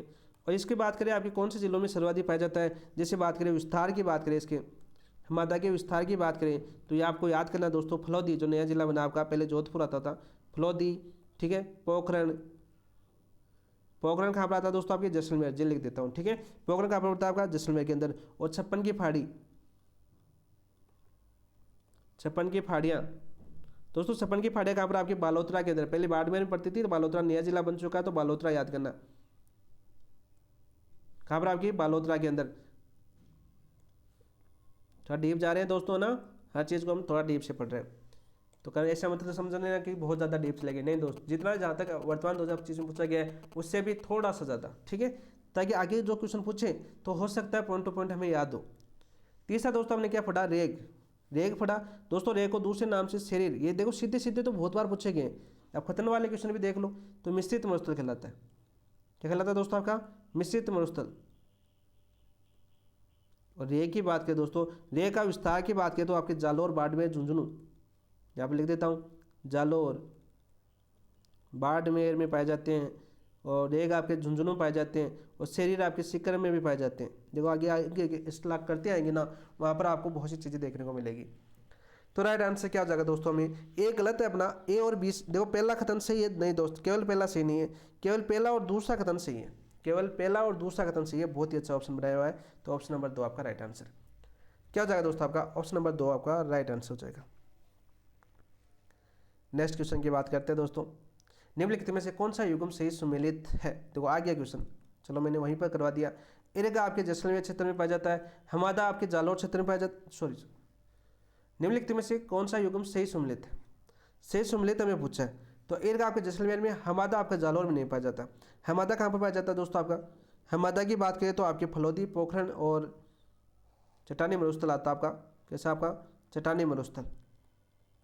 दोबारा याद कर लीजिए, बता देता हूँ। तो हमने अभी पढ़ा फलौदी, पढ़ा हमने पोखरण, पढ़ा हमने और क्या पढ़ा हमने, बालोतरा पढ़ा दोस्त, सरहदी विस्तार यहाँ पर है। रेक फलोदी पोखरण क्षेत्र में नहीं है दोस्तों आपका, रेक कहाँ पर है दोस्तों आपके, रेक अपना जालोर, बाड़मेर, जालोर बाड़मेर, झुंझुनू सीकर, मिश्रित मरुस्थल कहलाता है आपका रेक, झुंझुनू और सीकर, झुंझुनू में नू बढ़ाएगा भाई, सीकर, ठीक है। रेगिया इसको क्या बोलते हैं दोस्तों आपका, शरीर भी बोलते हैं, रेगिया शरीर आपको देखने को मिल सकता है। इर्ग छप्पन की पहाड़ियों के अंदर दोस्तों, छप्पन की पहाड़ियों में चट्टानी मरुस्थल हमदा पाया जाता है, बालोतरा के अंदर है दोस्तों, ये कहाँ पर आपकी, बालोतरा के अंदर। तो बहुत ही सोच समझ के इस क्वेश्चन को बनाया गया है। तो सही कौन सा हो जाएगा दोस्तों, ऑप्शन नंबर 1। इजी भी है लेकिन आपको नॉलेज होना चाहिए हर का, क्योंकि बहुत ही इजी क्वेश्चन है, यानी सीधा आपके एग्जाम बहुत बार पूछा गया ऐसा क्वेश्चन, लेकिन आपको इन चीज़ों का नॉलेज होना चाहिए। हमदा, रेग, इर्ग, ठीक है, अर्ग भी बोलते हैं इसको, हमदा को बात करें आपके, रेग को शरीर भी बोलते हैं। नेक्स्ट क्वेश्चन की बात करते हैं दोस्तों। नेक्स्ट क्वेश्चन क्या आपका, कथन और कारण फिर से आया दोस्तों, कथन और कारण फिर से आया आपका। देखो क्या दे रखा है, हमदा प्रकार के मरुस्थल में बालू का स्तूप का अभाव पाया जाता है। बिल्कुल, हमदा प्रकार के जो मरुस्थल है वहाँ पर बालू का स्तूप का अभाव पाया जाता है, क्योंकि क्यों पाया जाता है बुदा सॉरी अभाव क्यों पाया जाता है आपका, क्योंकि बालू का स्तूप कहाँ पर बनते हैं, जहाँ पर रेतीला मरुस्थल हो। बालू का स्तूप कहाँ पर बनते हैं, रेतीला मरुस्थल, रेतीले मरुस्थल में बनते हैं दोस्त, बनते हैं दोस्त, ठीक है, ये चीज़ें आपको याद। लेकिन हमदा कैसा दोस्तों है, हमदा तो आपका चट्टानी मरुस्थल है। कैसा मरुस्थल है आपका, चट्टानी मरुस्थल है। तो इस चीज़ को समझो, आप समझने वाली बात है इसको। तो आपका नहीं बन सकता, क्योंकि चट्टानी मरुस्थल में आपके रेत का अभाव पाया जाता है, ठीक है, रेतीला हो नहीं सकता, तो बालू का स्तूप कैसे बनेगा। पत्थर के अंदर बालू का बन सकता है क्या, नहीं बन सकता। तो आपका पहला बिल्कुल सही है, यानी अभाव पाया जाता है दोस्त। कारण क्या है, इस क्षेत्र में सेल सतह खुली होती है तथा ढीली बालू की मात्रा अत्यंत कम होती है। बहुत ज़्यादा डीप में पूछ लिया गया। इस क्षेत्र में सेल सतह खुली होती है तथा ढीली बालू की मात्रा अत्यंत कम होती है। तो दोस्त बिल्कुल राइट, सेल सतह कैसी होती है, इनकी खुली होती है और तथा ढीली बालू की मात्रा अत्यंत कम होती है। ढीली बालू की मात्रा का अत्यंत कम मतलब क्या होता है, फर्तीला मृदा, यानी बालू का बहुत कम है, यानी खुली मृदा, यानी कि बात करें जैसे रेतीला, जैसी माटी अपने गांव की क्या होती है आपकी माटी होती है ना, जैसे बिखरी हुई होती है, जैसे उड़ती है, ठीक है, आंधी में। पथरिया मरुस्थल में थोड़ी होती है, ढीली थोड़ी होती है, पकड़ी हुई होती है, पत्थर की चिपकी हुई होती है, जैसे डूंगर देखा होगा आपने। तो बिल्कुल राइट है, बस कारण बिल्कुल सही है दोस्तों। इसीलिए आपका हमदा क्षेत्र में बालू का स्तूप का अभाव पाया जाता है, यानी सही व्याख्या कर रहा है इसकी, क्या कर रहा है दोस्तों, सही व्याख्या कर रहा है। तो सही विकल्प की बात करें तो ए और आर दोनों सत्य है, और तथा आर ए का सही व्याख्या करता है। तो ऑप्शन नंबर 1 आपका राइट आंसर क्या हो जाएगा दोस्तों, आपका ऑप्शन नंबर 1 आपका राइट आंसर हो जाएगा। दोस्तों देखो, ये सारे क्वेश्चन आपके एनसीईआरटी के, और इसके लिए मैंने शॉर्ट नोट्स बनाए आपके, और नोट्स अपने ऐप के ऊपर मिल जाएंगे आपको। कहाँ मिल जाएंगे, ऐप के ऊपर, क्योंकि अलग अलग बुकों के नोट्स हैं, तो आपको एक साथ बुक की कॉपी तो नहीं कर सकते। देखो इसके अंदर नोट्स के अंदर दोस्तों कलाम भी आएगा आपका, ठीक है, एनसीईआरटी भी आएगी आपकी। एक बार नोट्स देखना, ठीक है, देखने के बाद आप डिसाइड करना, ऐप के ऊपर जाना, ऐप को डाउनलोड करना, ऐप के ऊपर जाना, कलाम के नोट्स देखना, एनसीईआरटी देखना, साथ साथ हिंदी ग्रंथ अकादमी देखना। अभी काम चल रहा है दोस्तों ग्रंथ अकादमी, लेकिन बहुत जल्द आपको ऐसे बहुत ही शानदार तरीके से मटेरियल आपको अवेलेबल होगा धीरे धीरे। देखो जो भी आपको कंटेंट चाहिए उसको बहुत ही तरीके से सलीनता से, हमने पहले भी बहुत ज़्यादा, आप सभी जानते हो, आप सभी पहले से जुड़े हो, लगभग आपके 1.5 साल से आप जुड़ चुके हो अपने साथ, तो आप सभी को पता है टाइम लगता है। लेकिन कंटेंट की बात करें, कंटेंट जैसा आप सभी ने देखा होगा, रीट वाले कितने दोस्त मैसेज कर रहे हैं, क्योंकि उनको कितना बेहतरीन तरीके से कंटेंट अवेलेबल करवाया था। फर्स्ट ग्रेड के अंदर आपको कितना बेहतरीन तरीके से अवेलेबल करवाया था, जब उस टाइम आपको टॉपिक वाइज नहीं करवाया था, कलाम वाला पूरा कंटेंट करवाने का प्रयास किया था, पेपरों का एनालिसिस करवाया था यूट्यूब के ऊपर। अभी भी देख लो, क्लासें पड़ी हुई है आपकी, लगभग 15-16 हज़ार लोग देखे हुए थे, देखते थे हर टॉपिक को, हर क्वेश्चन को, बहुत ही शानदार तरीके से आपको समझना है। और जैसे जैसे संसाधन होते हैं ना दोस्तों, वैसे वैसे आपको अच्छा कंटेंट अवेलेबल करवाने का प्रयास करते हैं। और एक टारगेट है अपना फिक्स, ऐसे नहीं कि उसको भी ले ले, उसको भी ले ले, उसको भी ले ले, 7 ये टारगेट अभी फर्स्ट ग्रेड है, और फर्स्ट ग्रेड के साथ जो कॉमन टॉपिक जिन जिन टेस्टों के अंदर है, जिन जिन जिससे वैकेंसी आ रही है, उनको भी साथ ले रहे हैं। आपको उन चीज़ों को भी साथ लेके चलना है। मैं आपको ऐसा नहीं कि आपको फर्स्ट ग्रेड के लिए साथ लेके चलूंगा,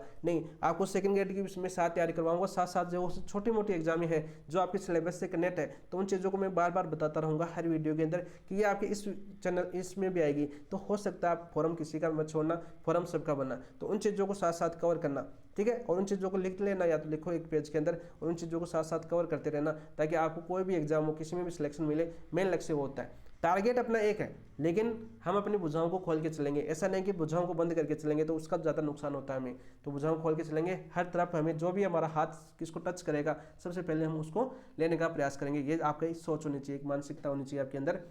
तो चलिए दोस्तों, ये क्वेश्चन अपना हो जाएगा ऑप्शन नंबर 1, ठीक है। अब तक अपना कैसा लगा, आपका एनालिसिस कैसा लगा, अभी बहुत क्वेश्चन करने हैं हमें। तो दोस्तों आगे सरल क्वेश्चन भी आएंगे, ऐसा नहीं है सीधे फैक्ट क्वेश्चन भी आएंगे। तो ये आपके बहुत ही इंपॉर्टेंट क्वेश्चन थे। तो अब तक जिन दोस्तों ने चैनल को सब्सक्राइब नहीं किया, तो चैनल को भी सब्सक्राइब कर देना, और ईमानदारी से क्लास को शेयर भी करना, क्योंकि आपके लिए मेहनत करें। आप जितना अच्छा मोटिवेशन होंगे, आपसे जितना अच्छा वो मिलेगा, हमें मोटिव मिलेगा, उतना ही अच्छा हम आपके लिए बहुत ज़्यादा हम प्रयास करेंगे और प्रयत्न करेंगे दोस्तों। नेक्स्ट क्वेश्चन की बात करते हैं। देखो इजी क्वेश्चन है। 25 सेमी समवर्षा रेखा के आधार पर राजस्थान के मरुस्थल को किस प्रकार विभाजित किया गया? अभी बता दिया था, पीछे क्वेश्चन आ गया आपका, फिर से मैं बता देता हूँ। देखो हर चीज़ को समझते हैं दोस्तों, समझना बहुत जरूरी होता है हर चीज़ को। ये दोस्तों अपना राजस्थान है, अपना राजपुताना है प्यारा सा। ये अपना अरावली है। सबसे पहले तो आपको जैसे अरावली थोड़ी सी ऊपर नीचे हो जाती है मेरे से, ये अपनी अरावली है दोस्त, क्या अपनी अरावली। और आप सभी को पता है अरावली कौन से सेमी पर आप ये 50 सेमी समवर्षा रेखा पर राजस्थान को 2 बराबर भागों में बांटती है। रट चुके हो आप इन चीज़ों को। यहाँ पर बात करते हैं दोस्तों आपके, ये है कौन सा आपका पश्चिमी रेतीला प्रदेश, कौन सा आपका, या पश्चिमी रेतीला प्रदेश भी बोलते हैं इसको, या आपके मरुस्थलीय प्रदेश भी बोलते हैं। क्या बोलते हैं इसको? मरुस्थलीय प्रदेश भी बोलते हैं दोस्तों। कितने परसेंट पर फैला हुआ आपका? 61.11% पर। दोस्तों इस मरुस्थलीय प्रदेश की बात करते हैं, इसको 25 सेमी समवर्षा रेखा कितने भागों में विभाजित करती है दोस्तों? 25 सेमी। थोड़ा सा ऊपर ले लेता हूँ मैं इधर, तो ये घग्गर का मैदान भी अशुष्क प्रदेश के अंदर आता है। ये चीज़ें भी आपको याद होनी चाहिए।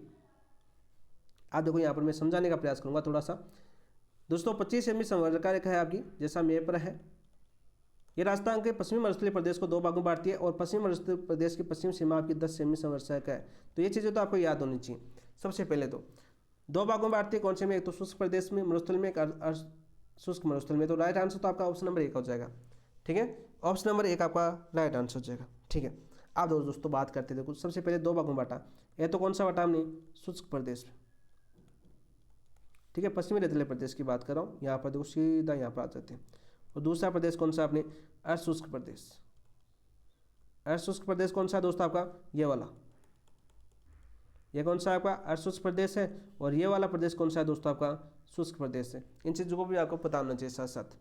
ठीक है दोस्तों, शुष्क प्रदेश की बात करें दोस्तों, शुष्क प्रदेश को मैंने 2 भागों में बांटा है। कितने भागों में बांटा है? 2 भागों में। 2 भाग कौन से हैं? देखो पहला भाग आपका बालुका स्तूप युक्त, बालुका स्तूप युक्त। और दूसरा कौन सा है दोस्तों आपका? दूसरा भाग है बालुका स्तूप मुक्त, बालुका स्तूप मुक्त। ये तो आपको पता होना चाहिए। ये तो आपके 2 भाग हो गए। ठीक है दोस्तों, अब देखो पश्चिम जो बालुका स्तूप मुक्त है, सबसे पहले कितने क्षेत्र पर फैला हुआ है दोस्तों? ये भी तो याद होना चाहिए दोस्तों। ठीक है, तो बालुका स्तूप मुक्त की बात करें तो 41.5% क्षेत्र में, यानी 41.50 भी आ सकता है क्षेत्र में फैला हुआ है। और बालुका स्तूप मुक्त की बात करें दोस्तों, अच्छा युक्त उल्टा लिख दिया मैंने। युक्त की बात करें दोस्तों, तो युक्त कितना आपका 58.5% क्षेत्र पर फैला हुआ है। और मुक्त की बात करें तो आपका 41.5% क्षेत्र पर फैला हुआ है दोस्तों। ये दोनों क्वेश्चन बहुत बार पूछे गए, बहुत बार पूछे गए। आप देखो इस मुक्त की बात करें, 41.5% क्यों फैला हुआ है दोस्तों? क्योंकि ये फैला हुआ आपका यहाँ पर पर्तदान चट्टानों से ढका हुआ क्षेत्र है। पर्तदार चट्टानों से ढका हुआ क्षेत्र, ढका हुआ क्षेत्र। तो इसलिए यहाँ पर बालुका स्तूप मुक्त है, कम है क्योंकि मिट्टी कम पाई जाती है। और युक्त की बात करें 58.5 है, यहाँ पर बालुका स्तूप पाए जाते हैं। और बालुका स्तूप मुक्त क्षेत्र भी पूछा जाता है, जैसे फलौदी और पोखरण के आसपास के क्षेत्र। फलौदी और पोखरण हम आधा पाया जाता है ना, अभी देखा था हमने, फलौदी पोखरण बालोतरा। तो ये वाले 2 क्षेत्र है जहाँ पर बालुका स्तूप मुक्त क्षेत्र है आपका। कौन सा आपका? बालुका स्तूप मुक्त क्षेत्र है दोस्त। इंपॉर्टेंट क्वेश्चन है, बहुत बार आपके एग्जाम में पूछा गया, बहुत बार आपके एग्जाम में पूछा गया दोस्तों। शुष्क प्रदेश को राठी प्रदेश भी बोलते हैं दोस्तों। शुष्क प्रदेश को उपनाम की बात करें तो क्या नाम दोस्तों इसका? राठी प्रदेश भी बोला जाता है, राठी प्रदेश। शुष्क प्रदेश का उपनाम क्या है आपका? राठी प्रदेश है, जो बार बार आपके एग्जाम में पूछा जाता है दोस्तों। अब बात करते हैं दोस्तों आपके, देखो दोस्तों आपके अशुष्क प्रदेश, अशुष्क को 4 भागों में बांटा गया है। अशुष्क को कौन से भागों में बांटा गया? आपके 4 भागों में। कौन कौन से? देखो अपनी जगह तो कम पड़ रही है, लेकिन यहाँ पर लिख देता हूँ। पहला आपका घग्गर का मैदान, घग्गर का मैदान। दूसरा कौन सा प्रदेश आपका? शेखावटी बेसिन लिख देता हूँ। शेखावटी अंतःप्रवाही प्रदेश आता है उसे, लेकिन हम शेखावटी बेसिन से याद करेंगे ताकि अपने पास जगह भी कवर हो और शॉर्ट में हम याद भी कर सकें। नागौर उच्च भूमि, नागौर उच्च भूमि। और आपका चौथा प्रदेश हो जाएगा दोस्तों लूणी बेसिन, या गोडवाड़ बेसिन भी बोलते हैं इसको, लूणी बेसिन। और इसका उपनाम क्या है दोस्तों आपका? गोडवाड़ बेसिन। अलग पेन लेके आऊँगा इसके लिए, गोडवाड़। कितनी बार आपके एग्जाम पूछा जाता है? पूरी सीमा, काला बुला, डूंगर है, ये चीज़ें भी आजकल आरएस के अंदर पूछी गई थी, प्री के अंदर, सॉरी मेंस के। काला भूरा डूंगर वगैरह, सीमा पूछी गई ना, पूरी सीमा परिवेश, यानी वर्तमान जो आपके क्वेश्चन आ रहे हैं वो भी साथ साथ कवर हो रहे हैं दोस्तों। परिवेश ईयर के क्वेश्चन सारे कवर करवा रहा हूँ साथ साथ। तो ऑप्शन नंबर 1 आपका राइट आंसर हो जाएगा। नेक्स्ट क्वेश्चन की बात करते हैं दोस्तों, बहुत क्वेश्चन करने हैं अभी।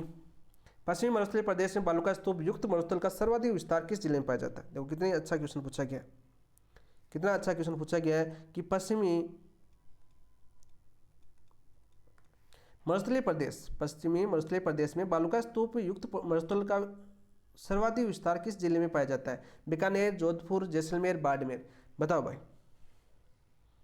अब आपको बताना है चीज़ें आपको, सर्वाधिक कौन से जिले में पाया जाता है बालू का स्तूप युक्त मरुस्थल? तो दोस्तों सर्वाधिक रेतीला मरुस्थल कहाँ पर आपका? रेतीला मरुस्थल कहाँ पर है? अभी हमने पढ़ा था रेतीला मरुस्थल आपका इर्ग फटा था, इर्ग या अर्ग फटा था, जहाँ पर बालू का स्तूप सर्वाधिक पाए जाते हैं। तो सर्वाधिक कहाँ पर फटा था दोस्तों? अपने जैसलमेर के अंदर। तो राइट आंसर क्या जाएगा आपका? जैसलमेर। क्या जाएगा दोस्तों आपका? जैसलमेर हो जाएगा। ऑप्शन नंबर 3 आपका राइट आंसर हो जाएगा। बालू का स्तूप तो आप जानते हो क्या होता है आपका? अरे अपर्दन और निक्षेपण से बनने वाली आकृतियां बालू का स्तूप कहलाती हैं। लिख देता हूँ, बालू का स्तूप क्या होता है दोस्त?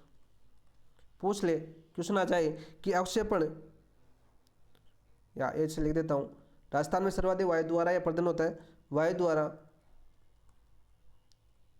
मृदा के अपर्दन एवं निक्षेपण से बनने वाली आकृतियां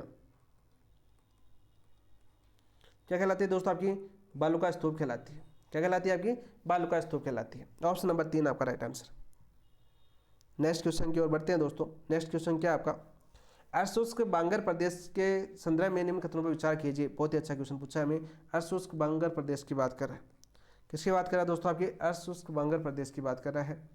तो देखिए पहला क्वेश्चन क्या आपका? पहला ऑप्शन दे रखा है, यह प्रदेश अरावली के पश्चिम में, यह प्रदेश अरावली के पश्चिम में बालू में शुष्क मैदान के पूर्व में स्थित है।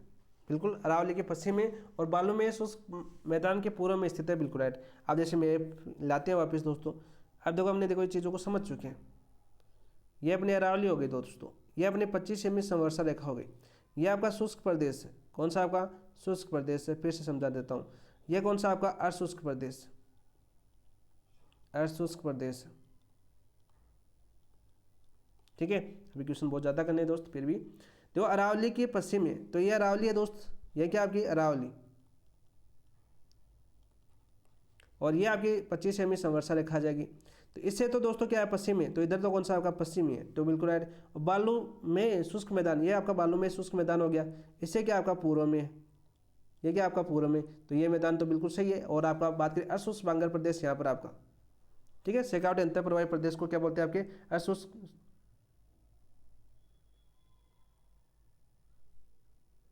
प्रदेश बोलते हैं दोस्तों। तो राइट आंसर पहला आपका बिल्कुल सत्य हो जाएगा। इसकी पश्चिमी सीमा 25 सेमी तथा पूर्वी सीमा 50 सेमी संवर्षा रेखा पर निर्धारित होती है। बिल्कुल राइट। देखो बांगर प्रदेश के देखो ये 25 सेमी, अरावली कितनी पर? आपकी 50 सेमी संवर्षा पर स्थित है। तो बिल्कुल राइट। इस प्रदेश की औसत ऊंचाई 300 मीटर है। जो अर्धशुष्क प्रदेश आपका बीच वाला, इसकी औसत ऊंचाई कितनी आपकी? 300 मीटर है दोस्तों। क्या सही है क्या? 300 मीटर है क्या दोस्त? नहीं दोस्त, इसकी औसत ऊंचाई 300 मीटर नहीं है दोस्तों, औसत ऊंचाई 450 मीटर।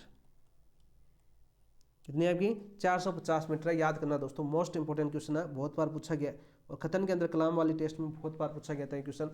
तो उपयुक्त विकल्प का चयन कीजिए। तो पहला और दूसरा सही है दोस्तों। ऑप्शन नंबर 1 आपका राइट आंसर हो जाएगा। पहला और दूसरा सही है, तीसरा गलत हो जाएगा, क्योंकि औसत ऊंचाई कितनी है इस प्रदेश की? 450 मीटर है। कितनी है दोस्तों आपकी? 450 मीटर है दोस्तों। फिर अर्धशुष्क बांगर प्रदेश को 4 भागों में बांटा गया है। आप सभी बताएं कितने भागों में बांटा गया है? 4 भाग में। 4 भाग पीछे देख चुके हैं। नेक्स्ट क्वेश्चन की बात करते हैं, चारों भागों के क्वेश्चन करेंगे दोस्तों। अब नगर के मैदान के संदर्भ में निम्नलिखित में से कौन सा कथन सही है? नगर के मैदान के संदर्भ में निम्नलिखित में से कौन सा कथन सही है दोस्तों? देखिए, यह एक पर्वतीय अपरदन जनित मैदान है। यह एक पर्वतीय अपरदन जनित मैदान है। सही है क्या दोस्तों? पहला सही है क्या? नहीं, ये पर्वतीय अपरदन जनित मैदान नहीं है दोस्तों, बिल्कुल गलत हो जाएगा। ठीक है, बिल्कुल गलत हो जाएगा। इसका निर्माण कैसा हुआ? स्थलीय प्रवाह वाली गगन नदी के बाडू द्वारा हुआ। ठीक है, इसका निर्माण बाह्य प्रवाह वाली चंबल नदी से हुआ। नहीं दोस्तों आपकी, इसका निर्माण बाह्य प्रवाह वाली गगन नदी से, गगन नदी से हुआ, तो ये भी गलत हो जाएगा। इस क्षेत्र में गंगा नदी अफवाह क्षेत्र को, अफवाह को क्या बोलते हैं दोस्तों? नाली प्रदेश बोलते हैं, बिल्कुल राइट। अब गंगा नदी हम जानते हैं शिवालिक पहाड़ियों के कालका नामक स्थान से निकलती है, टिब्बी नामक स्थान से हनुमानगढ़ में प्रवेश करती है, हनुमानगढ़ के बटनेर गंगानगर के सूरतगढ़ में बहने के बाद बाढ़ की स्थिति में पाकिस्तान के खरात तक जाती है, और गंगानगर के सूरतगढ़ और हनुमानगढ़ के बटनेर के बीच के नगरों को कहते हैं दोस्तों? नाली प्रदेश बोलते हैं। क्या बोलते हैं? नाली प्रदेश बोलते हैं। यह सिंचाई कारण मुस्तली सिंचाई की समस्या समाप्त हो, यहाँ सिंचाई कारण मरुस्थलीकरण की समस्या समाप्त हो गई है? नहीं दोस्त, मरुस्थलीकरण की समस्या समाप्त नहीं हुई है यहाँ पर, ठीक है। सेम की समस्या जरूर उत्पन्न हो गई है विचारों की, तो राइट आंसर क्या हो जाएगा? ऑप्शन नंबर 3, ठीक है। सेम की समस्या है यहाँ पर। थोड़ा समझने का प्रयास करें इस प्रदेश को, तो यहाँ पर देखो मैप के थ्रू आप आसानी से समझ सकते हो। बहुत ही छोटे से हिस्से के अंदर मैं समझाने का प्रयास करूँगा, यहाँ पर समझा देता हूँ। देखो दोस्तों, सबसे पहले बात करते हैं गंगा नदी की।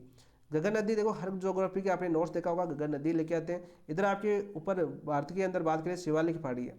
कौन सी पहाड़ी है दोस्तों? आपकी शिवालिक पहाड़ी। और शिवालिक पहाड़ी में एक स्थान है आपका कालका नामक स्थान। कौन सा? कालका। यहाँ पर गंगा नदी उत्पन्न होती है और टिब्बी से राजस्थान में प्रवेश करती है। टिब्बी, तलवाड़ा, ठीक है, हनुमानगढ़ जंक्शन गंगा नदी के पेटे से हम नीचे हैं, ये सारी चीज़ें हम पढ़ेंगे। देखो हर चीज़ पढ़ेंगे। हनुमानगढ़ के बटनेर और गंगानगर के सूरतगढ़ और अखरा तक ये प्रवेश करती है, कहा जाती है अखरा तक। और राजस्थान की आंतरिक प्रवाह की सबसे लंबी नदी है घग्गरी है। चीज़ें वापस पढ़ेंगे जब हम क्या करेंगे दोस्तों? अपवाद अंतर पढ़ेंगे। यहाँ पर गंगानगर का सूरतगढ़ है दोस्तों। गंगानगर का क्या है आपका? सूरतगढ़। और यहाँ पर दोस्तों हनुमानगढ़ का बटनेर है। हनुमानगढ़ का क्या है दोस्तों? आपका बटनेर है। और दोस्तों इस गंगानगर के सूरतगढ़ और हनुमानगढ़ के बीच का क्षेत्र है, ये वाला बीच का क्षेत्र है ना, ये वाला बीच का क्षेत्र क्या कहलाता है दोस्तों? आपके नाली प्रदेश कहलाता है। क्या कहलाता है? नाली प्रदेश। देखो आरएस के अंदर ऐसे लिखना होगा, थोड़ा सा सही लिखना होगा, थोड़ा सा हम थोड़ी सी राइटिंग ठीक नहीं है, लेकिन आरएस के अंदर ऐसी मैप बना के आप करते हो ना, तो आपको बहुत अच्छे नंबर मिलते हैं, ठीक है। इन चीज़ों को आपको ध्यान रखना होगा दोस्तों। तो ऑप्शन नंबर 3 आपका राइट आंसर हो जाएगा दोस्त।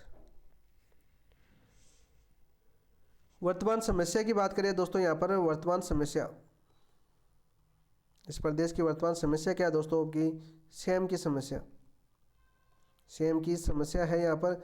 और इसका निवारण के लिए, इस समस्या के लिए निवारण के लिए उपाय क्या है भाई? निवारण उपाय की बात करें तो वो क्या दोस्तों आपकी? बता भाई। सफेदे के पौधे लगाओ। किसके पौधे लगाओ भाई दोस्तों? सफेदे के पौधे।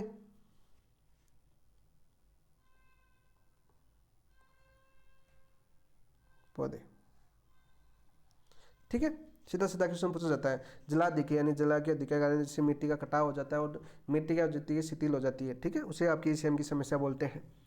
गंगा क्षेत्र में समस्या ज़्यादा बढ़ चुकी है आपकी इस मैदान के अंदर।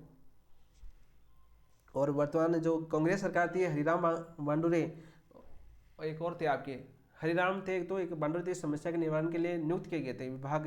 हरिराम बांडुरे कांग्रेस सरकार की बात है, पिछली सरकार के अंदर चुने गए थे, ठीक है। उनका नाम भी याद कर लेना। हो सकता है कि उनके निर्माण के लिए, यानी सेम की समस्या के निरीक्षण के लिए राजस्थान सरकार के द्वारा किनको चुना गया था? तो एक तो हरिराम थे, एक और थे आपके हनुमान थे, एक हरिराम, एक तो हरि थे, एक हनुमान थे, ठीक है। दोनों राम परी थे, ठीक है, राम परी थे, राम के भगत थे दोनों दोस्तों। तो ऑप्शन नंबर 3 आपका राइट आंसर हो जाएगा। नेक्स्ट क्वेश्चन की बात करते हैं दोस्तों। नेक्स्ट क्वेश्चन क्या आपका? शेखावाटी क्षेत्र में जल संग्रहण के लिए किस प्रकार की संरचना का निर्माण किया जाता है?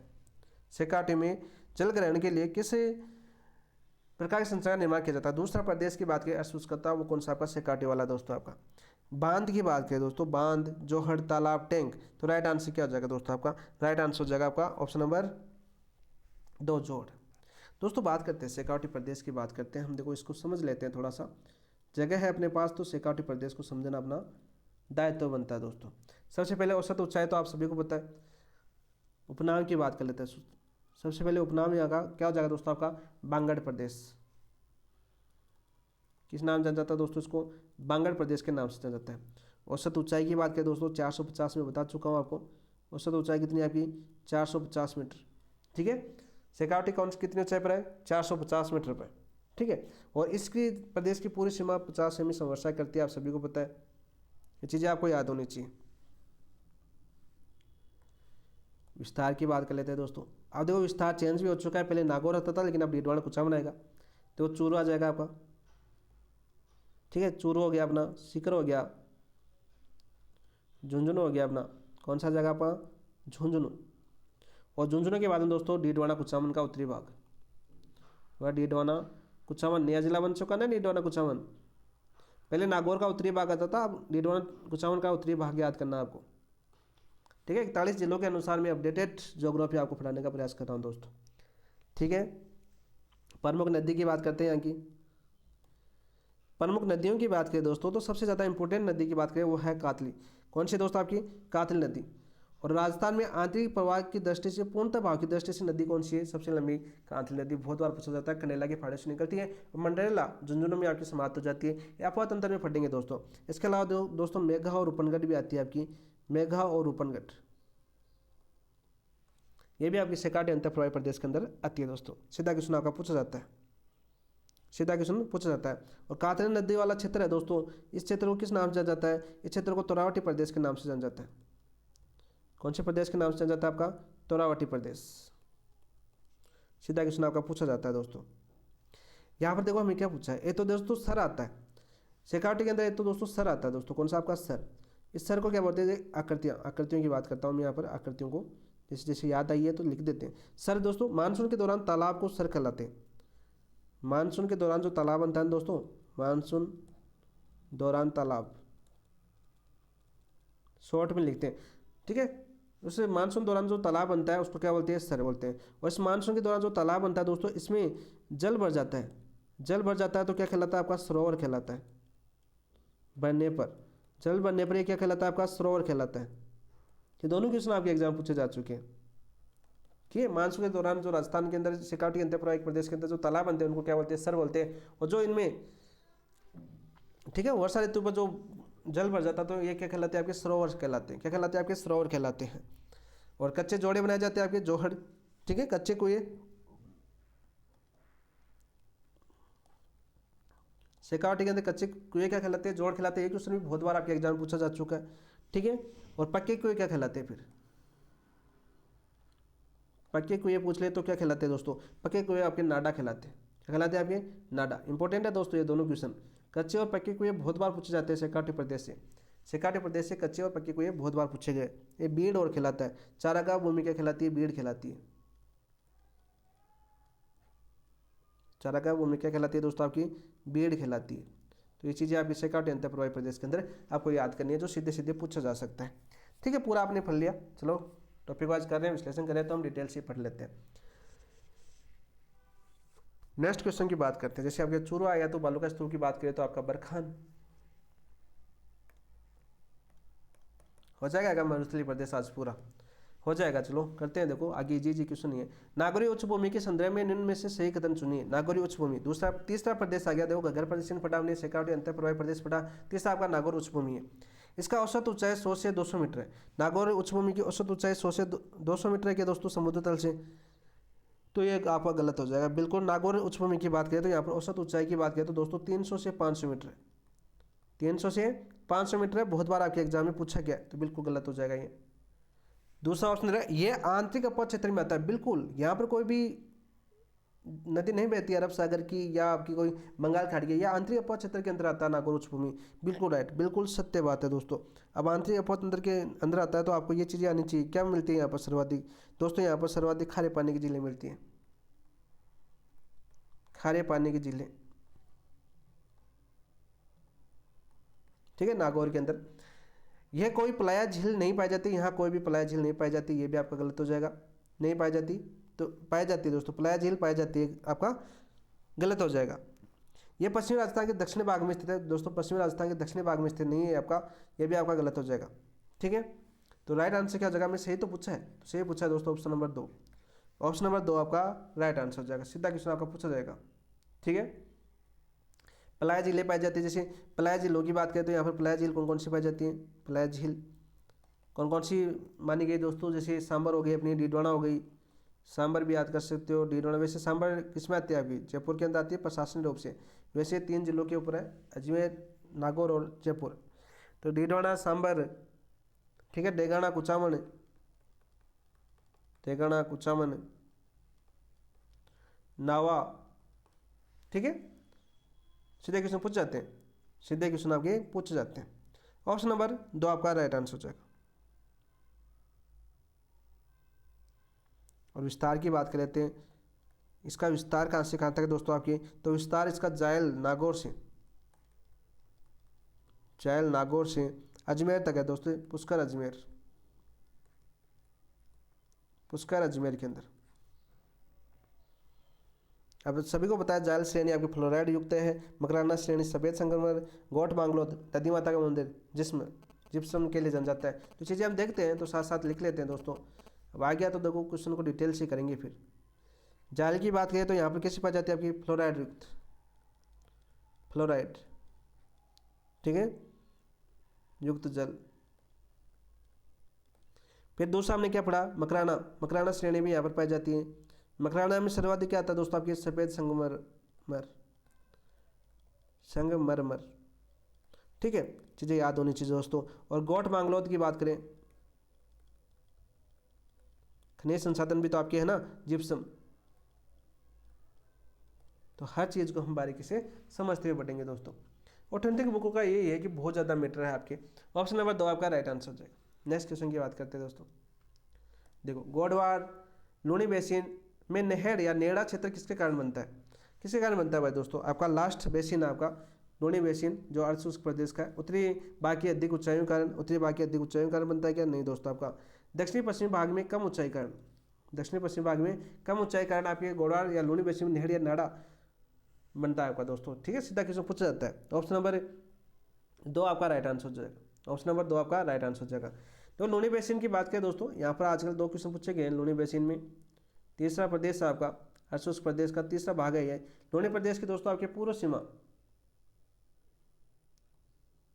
पूरी सीमा की बात करें तो पूरी सीमा क्या है दोस्तों आपके काला भूरा डूंगर, पाली के अंदर पड़ता है आपका काला भूरा डूंगर। कहाँ पर पड़ता है दोस्तों? आपका पाली के अंदर। और दोस्तों इसकी उत्तरी सीमा, इसकी उत्तरी सीमा, दोनों क्वेश्चन आपके आजकल खतन वाले क्वेश्चन में पूछे गए हैं। तो इसकी उत्तरी सीमा पड़ती है दोस्तों आपके थली द्वारा, थली द्वारा डिसाइड होती है। सीधा क्वेश्चन आपका पूछा गया दोस्तों, चिंता क्वेश्चन आपका पूछा गया दोस्तों।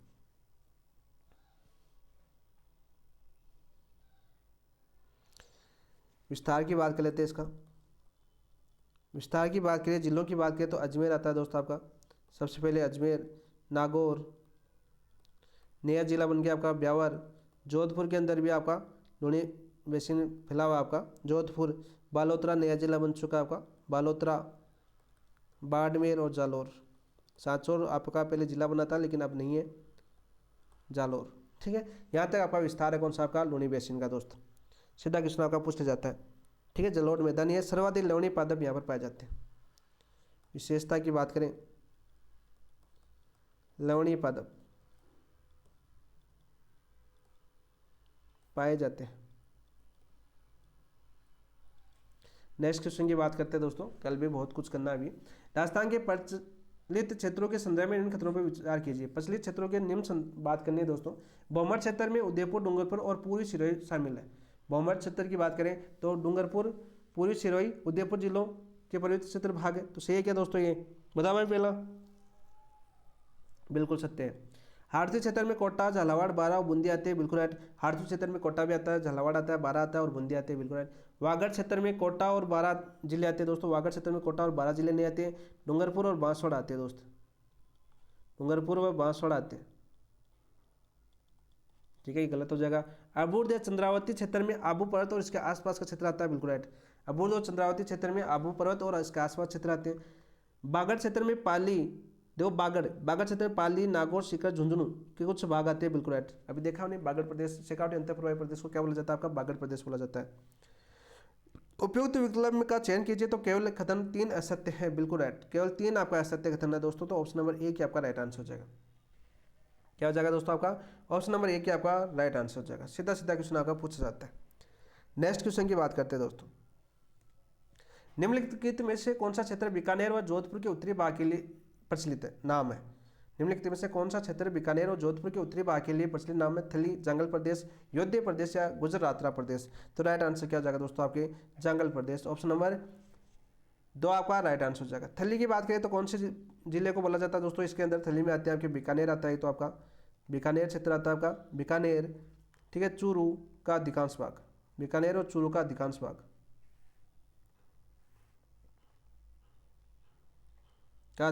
किस में आता है दोस्तों? आपके थली प्रदेश में। अयोध्या की बात करें दोस्तों, अयोध्या प्रदेश में हनुमानगढ़ और गंगानगर जिले आते हैं आपके, हनुमानगढ़ व गंगानगर जिला आता है आपका। गुजरातरा की बात करें दोस्तों, गुजरातरा के अंदर आपके जोधपुर का दक्षिणी भाग आता है, जोधपुर का दक्षिणी भाग गुजरातरा प्रदेश के अंदर आता है। तो ऑप्शन नंबर 2 आपका राइट आंसर हो जाएगा। नेक्स्ट क्वेश्चन की बात करते हैं दोस्तों। नेक्स्ट क्वेश्चन क्या आपका, उदयपुर व चित्तौड़गढ़ क्षेत्र के लिए राजस्थान में कौन सा प्रचलित नाम इस्तेमाल किया जाता है। यह क्वेश्चन बहुत बार पूछा गया है, यह क्वेश्चन आपके एग्जाम में बहुत बार पूछा गया है कि उदयपुर व चित्तौड़गढ़ क्षेत्र के लिए राजस्थान में कौन सा प्रचलित नाम इस्तेमाल किया जाता है, सीवी और मेदपाट। ऑप्शन नंबर 1 आपका राइट आंसर हो जाएगा, ऑप्शन नंबर 1 आपका राइट आंसर हो जाएगा। खेराड़ा और माल खेराड़ की बात करें दोस्तों, भीलवाड़ा कौन से क्षेत्र में बोला जाता है दोस्तों, आपके भीलवाड़ा को बोला जाता है। भीलवाड़ा का की बात करें तो मुख्य रूप से जहाजपुर तहसील, कौन सी तहसील दोस्तों आपकी, जहाजपुर तहसील, और टोंक भी इसके अंदर शामिल होता है दोस्तों। मेवाड़ की बात करें तो मेवाड़ आप सभी जानते हो, मेवाड़ के अंदर क्या है दोस्तों आपका, ठीक है। मेरवाड़ा की बात कर लेते हैं, आपके मेरवाड़ा के अंदर क्या आता है दोस्तों, अजमेर राजसमंद और का क्षेत्र आता है आपका, अजमेर और राजसमंद का क्षेत्र।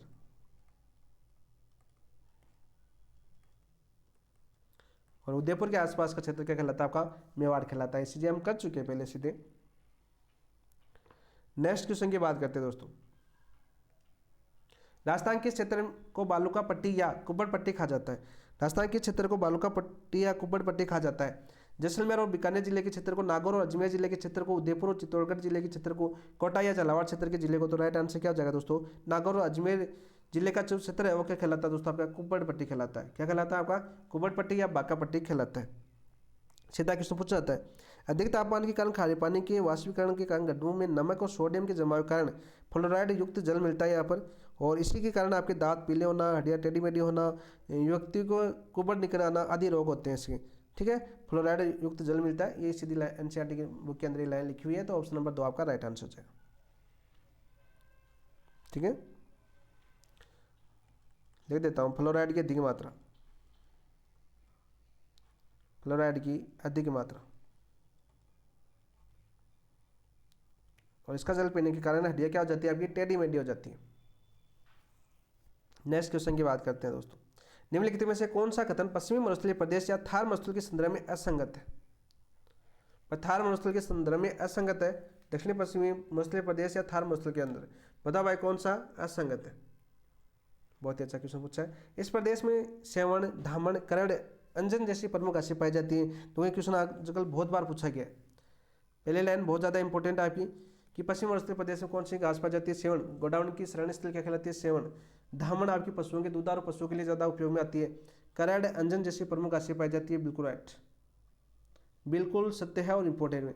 यह प्रदेश विश्व के सबसे गरीब मरुस्थलों में से एक माना जाता है। नहीं दोस्तों, विश्व के सबसे गरीब मरुस्थलों से एक नहीं, विश्व के सबसे धनी मरुस्थलों में से एक है।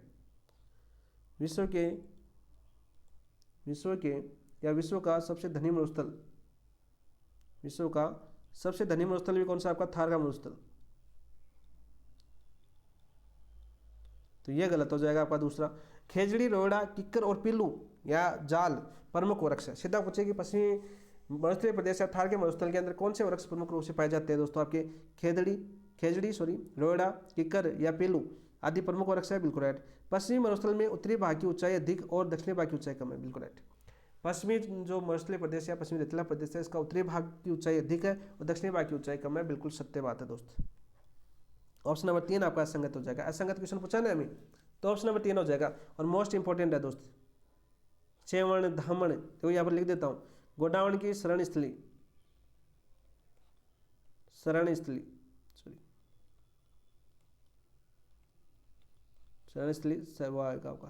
श्री। धामण दुधारू पशुओं के लिए,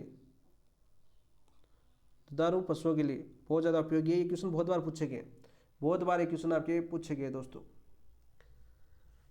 तो ऑप्शन नंबर 3 आपका राइट आंसर हो जाएगा। अब देखो, समुद्र तल से ऊंचाई 60 मीटर से 360 मीटर तक, यानी औसत की बात करें तो पश्चिमी मरुस्थल की आपकी 300 मीटर औसत ऊंचाई है दोस्तों। कितनी आपकी, 300 मीटर। सीधा क्वेश्चन आपका पूछा जाता है। वर्तमान जिलों की बात करें तो 16 जिले आते हैं, जिसमें से 4 नवीनतम जिले हैं और बाकी आपके और जिले हैं, पहले के जिले थे वो पीछे बता चुका हूँ। जैसलमेर के लाठी क्षेत्र में अवसादी चट्टानों में मिलने वाली भूमिगत जल भंडार को किस वैदिक कालीन नदी का अवशेष माना जाता है? तो दोस्तों आपकी गंगा, सरस्वती, यमुना, गोमती, ये आपके अभी पूछा गया आपका DSSP के अंदर। तो राइट आंसर क्या हो जाएगा दोस्तों आपकी सरस्वती। ऑप्शन नंबर 2 आपका राइट आंसर हो जाएगा। क्या हो जाएगा दोस्तों आपका? ऑप्शन नंबर 2 आपका राइट आंसर हो जाएगा। और जैसलमेर के चांदन नलकूप को थार का गड़ा कहा जाता है। जैसलमेर में एक नल है दोस्तों आपका, कौन सा? चांदन नलकूप। इसको क्या बोला जाता है आपके? थार का गड़ा। थार का गड़ा बोला जाता है। सीधा क्वेश्चन आपका पूछा जाता है दोस्तों। ऑप्शन नंबर 2 आपका राइट आंसर। नेक्स्ट क्वेश्चन, निम्नलिखित कथनों पर हमें या निम्नलिखित कथनों को सही प्रकार से मिलाइए। सही प्रकार से मिलाना है दोस्तों। बहुत ही अच्छा क्वेश्चन पूछा है। कथन ए दे बाप बोल्डर्स, और कथन 2 अगर इसमें दे रखा है अकल कास्ट जीवाश्म। कथन बी के अंदर आपके जुरासिक काल को वानस्पतिक जीवाश्म लगभग 18 से करोड़ से पूर्व और कार्बोनिफेरस और पर्मियम काल के हिमानी घर्षण का अवशेष लगभग 25 से 30 करोड़ वर्ष। तो आपके राइट आंसर हो जाएगा बाप बोल्डर्स, ऑप्शन नंबर 2 में चला जाएगा। और अकल कास्ट उद्यान है वो किसमें आ जाएगा? जुरासिक काल। तो ये कहाँ पर आपका? जैसलमेर के अंदर। तो बाप बोल्डर्स कहाँ पर पाए जाते हैं दोस्तों? फलौदी के अंदर। तो राइट आंसर हो जाएगा ए बी के अंदर और 2 ए के अंदर। तो ऑप्शन नंबर 2 आपका राइट आंसर हो जाएगा। बहुत ही अच्छा क्वेश्चन पूछा गया और यहाँ से बहुत बार क्वेश्चन आपका आता है दोस्तों। बहुत बार आपका क्वेश्चन पूछा जाता है। नेक्स्ट क्वेश्चन की बात करते हैं दोस्तों। राजस्थान के पश्चिमी मरुस्थलीय प्रदेश में बालू का स्तूप मुख्य क्षेत्र कहाँ पाया जाता है? देखो मुख्य क्षेत्र अभी बताया हमने कितना आपका 41.5% है। और मैंने क्या बताया? जैसलमेर के चारों ओर पोखरण और फलौदी जोधपुर। देखो फलौदी अब नया जिला बन चुका है, ठीक है, फलौदी का क्षेत्र। तो ऑप्शन नंबर 1 आपका राइट आंसर हो जाएगा।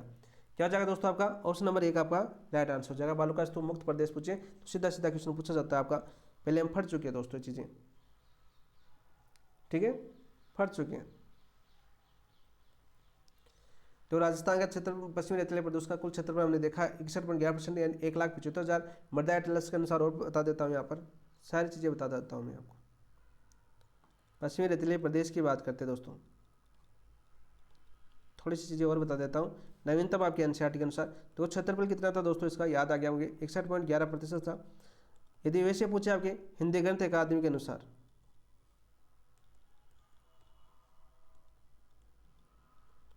हिंदी ग्रंथ अकादमी की बात करें तो इसके अनुसार कितना है? नोट करके लिख लेना। उस क्षेत्र के अंदर 1,75,000 वर्ग किलोमीटर,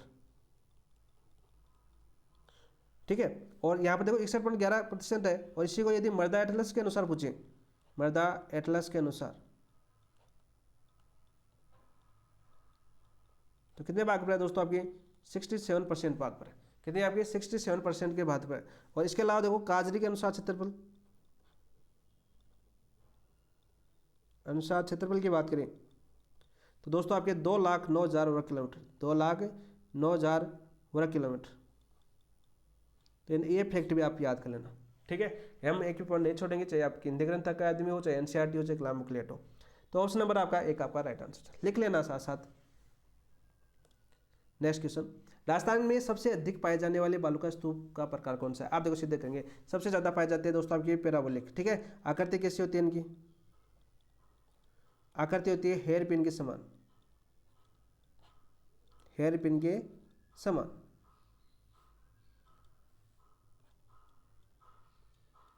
अच्छे से करते हैं तो दोस्तों टाइम तो लगेगा दोस्तों, ठीक है। इसी का डर था मुझे, सिर्फ टाइम का डर है, बाकी कंटेंट में कोई कमी नहीं होगी। नेक्स्ट क्वेश्चन, वैसे आप 2 की स्पीड में देखोगे तो क्लास 1 घंटे में आपकी कंप्लीट हो जाएगी। बरखान बालू का स्तूप की विशेषता क्या है? मोस्ट इंपोर्टेंट क्वेश्चन है, मोस्ट इंपोर्टेंट क्वेश्चन है ये दोस्तों। ये अर्धचंद्राकार संरचना और बालू का स्तूप युक्त होते हैं। कैसे होती है दोस्तों? आपकी अर्धचंद्राकार बालू का स्तूप होते हैं। बिल्कुल राइट, बिल्कुल सत्य बात है ये आपकी। तो ऑप्शन नंबर 1 आपका राइट आंसर हो जाएगा। और सर्वाधिक यहाँ पर पाए जाते हैं दोस्तों आपके, सर्वाधिक पाए जाते हैं आपके भालेरी चूरू के अंदर। भालेरी कहाँ पर पड़ता है दोस्तों? आपके चूरू के अंदर पड़ता है, ठीक है। सीधा क्वेश्चन आपका पूछ लिया जाएगा। देखो हर आपके बालू का स्तूप से क्वेश्चन बनाया मैंने।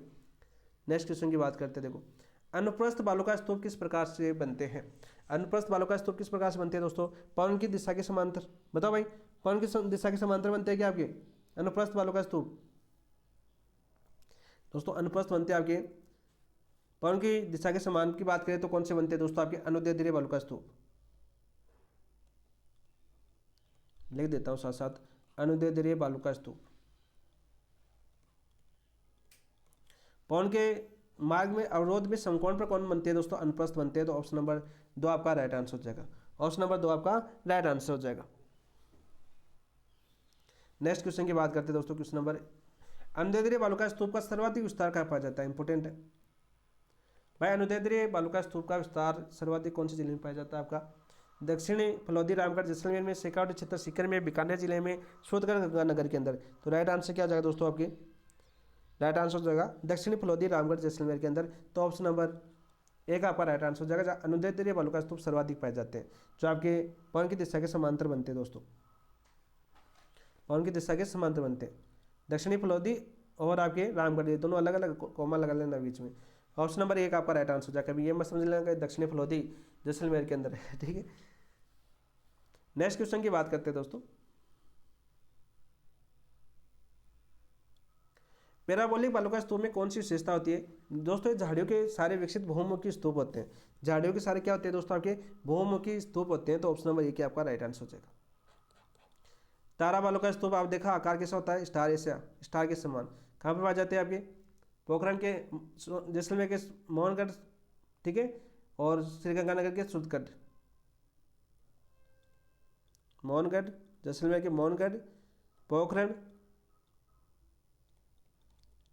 और एक और आपका सोनगढ़ है शायद, सोनगढ़। ये तो कहाँ पर पाए जाते हैं दोस्तों, जैसलमेर और गंगानगर के सूरतगढ़। ये कौन से जिले में पड़ता है आपका, गंगानगर में। यहाँ पर तारा बालू का स्तूप पाए जाते हैं, स्टार। अर्धचंद्राकार संरचना कौन सी होती है आपके दोस्तों, बरखान होते हैं। आपने देखी होगी इस प्रकार की संरचना। और ये वाला क्या कहलाता है दोस्तों, शिप कहलाता है। ये टिक्का सा भाग है, ये क्या कहलाता है आपका, शिप कहलाता है। नेक्स्ट, परवैलिक या पैराबोलिक हेयरपिन स्तूप किस रूप में होते हैं दोस्तों, देखो अनुप्रस्थ होते हैं, हेयरपिन जैसी आकृति होती है। तो ऑप्शन नंबर 1 आपका राइट। जो पैराबोलिक बालू का स्तूप है वो किस प्रकार के होते हैं, अनुदैर्ध्य होते हैं या अनुप्रस्थ होते हैं। तो राइट आंसर क्या हो जाएगा दोस्तों आपका, अनुप्रस्थ। ये क्वेश्चन आजकल ऐसे पूछे जाने लगे। तो ऑप्शन नंबर 1 आपका राइट आंसर हो जाएगा। ऑप्शन नंबर 1 आपका राइट आंसर हो जाएगा। नेक्स्ट क्वेश्चन की बात करते हैं दोस्तों। तारा बालू का स्तूप कहाँ पाए जाते हैं, देखो दोस्तों आपके मौनगढ़, ठीक है, पोखरण, जैसलमेर और सूरतगढ़, गंगानगर के अंदर पूछे जा चुके हैं क्वेश्चन बहुत बार। ऑप्शन नंबर स्टार के समान पाए जाते हैं। और दोस्तों इनकी औसत ऊंचाई ये भी पूछी जा चुकी है आजकल। औसत ऊंचाई की बात करें तो इन तारा बालू का स्तूप की औसत ऊंचाई होती है 10 से 25 मीटर। 10 से 25 मीटर, सीधा सीधा क्वेश्चन आपका पूछ लिया जाता है। ऑप्शन नंबर 1 आपका राइट आंसर हो जाएगा। वही बात करें जैसे देखो आपको भालेरी, चूरू और मेंढा नदी की काठी की बात करें तो यहाँ पर कौन से पाए जाते हैं दोस्तों, आपके बरखान पाए जाते हैं। कौन से पाए जाते हैं आपके, बरखान पाए जाते हैं। ये भी याद कर लेना, ठीक है। सीधा सीधा क्वेश्चन आपका पूछ लिया जाता है, सीधा क्वेश्चन आपका पूछा जाता है दोस्तों।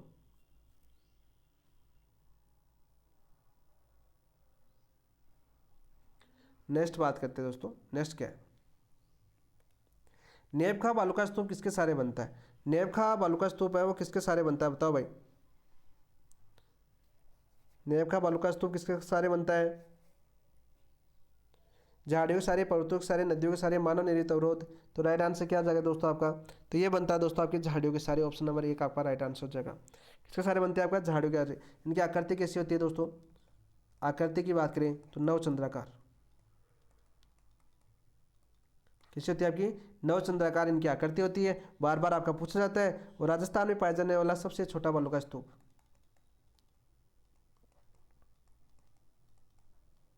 पाया जाने वाला सबसे छोटा बालू का स्तूप,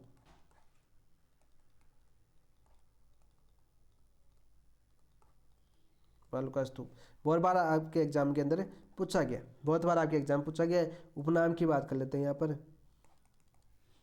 तो इसके उपनाम क्या है दोस्तों आपके, इसे सबर खापीज भी बोलते हैं आपके, सबर का बीज, ठीक है, सबर का बीज भी बोलते हैं, ठीक है, या सबर का फीज भी बोलते हैं दोस्तों।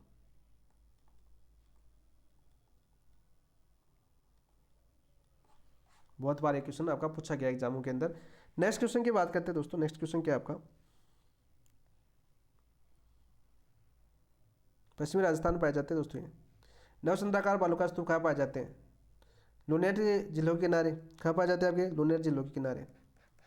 ऑप्शन नंबर एक आपका राइट आंसर हो जाएगा।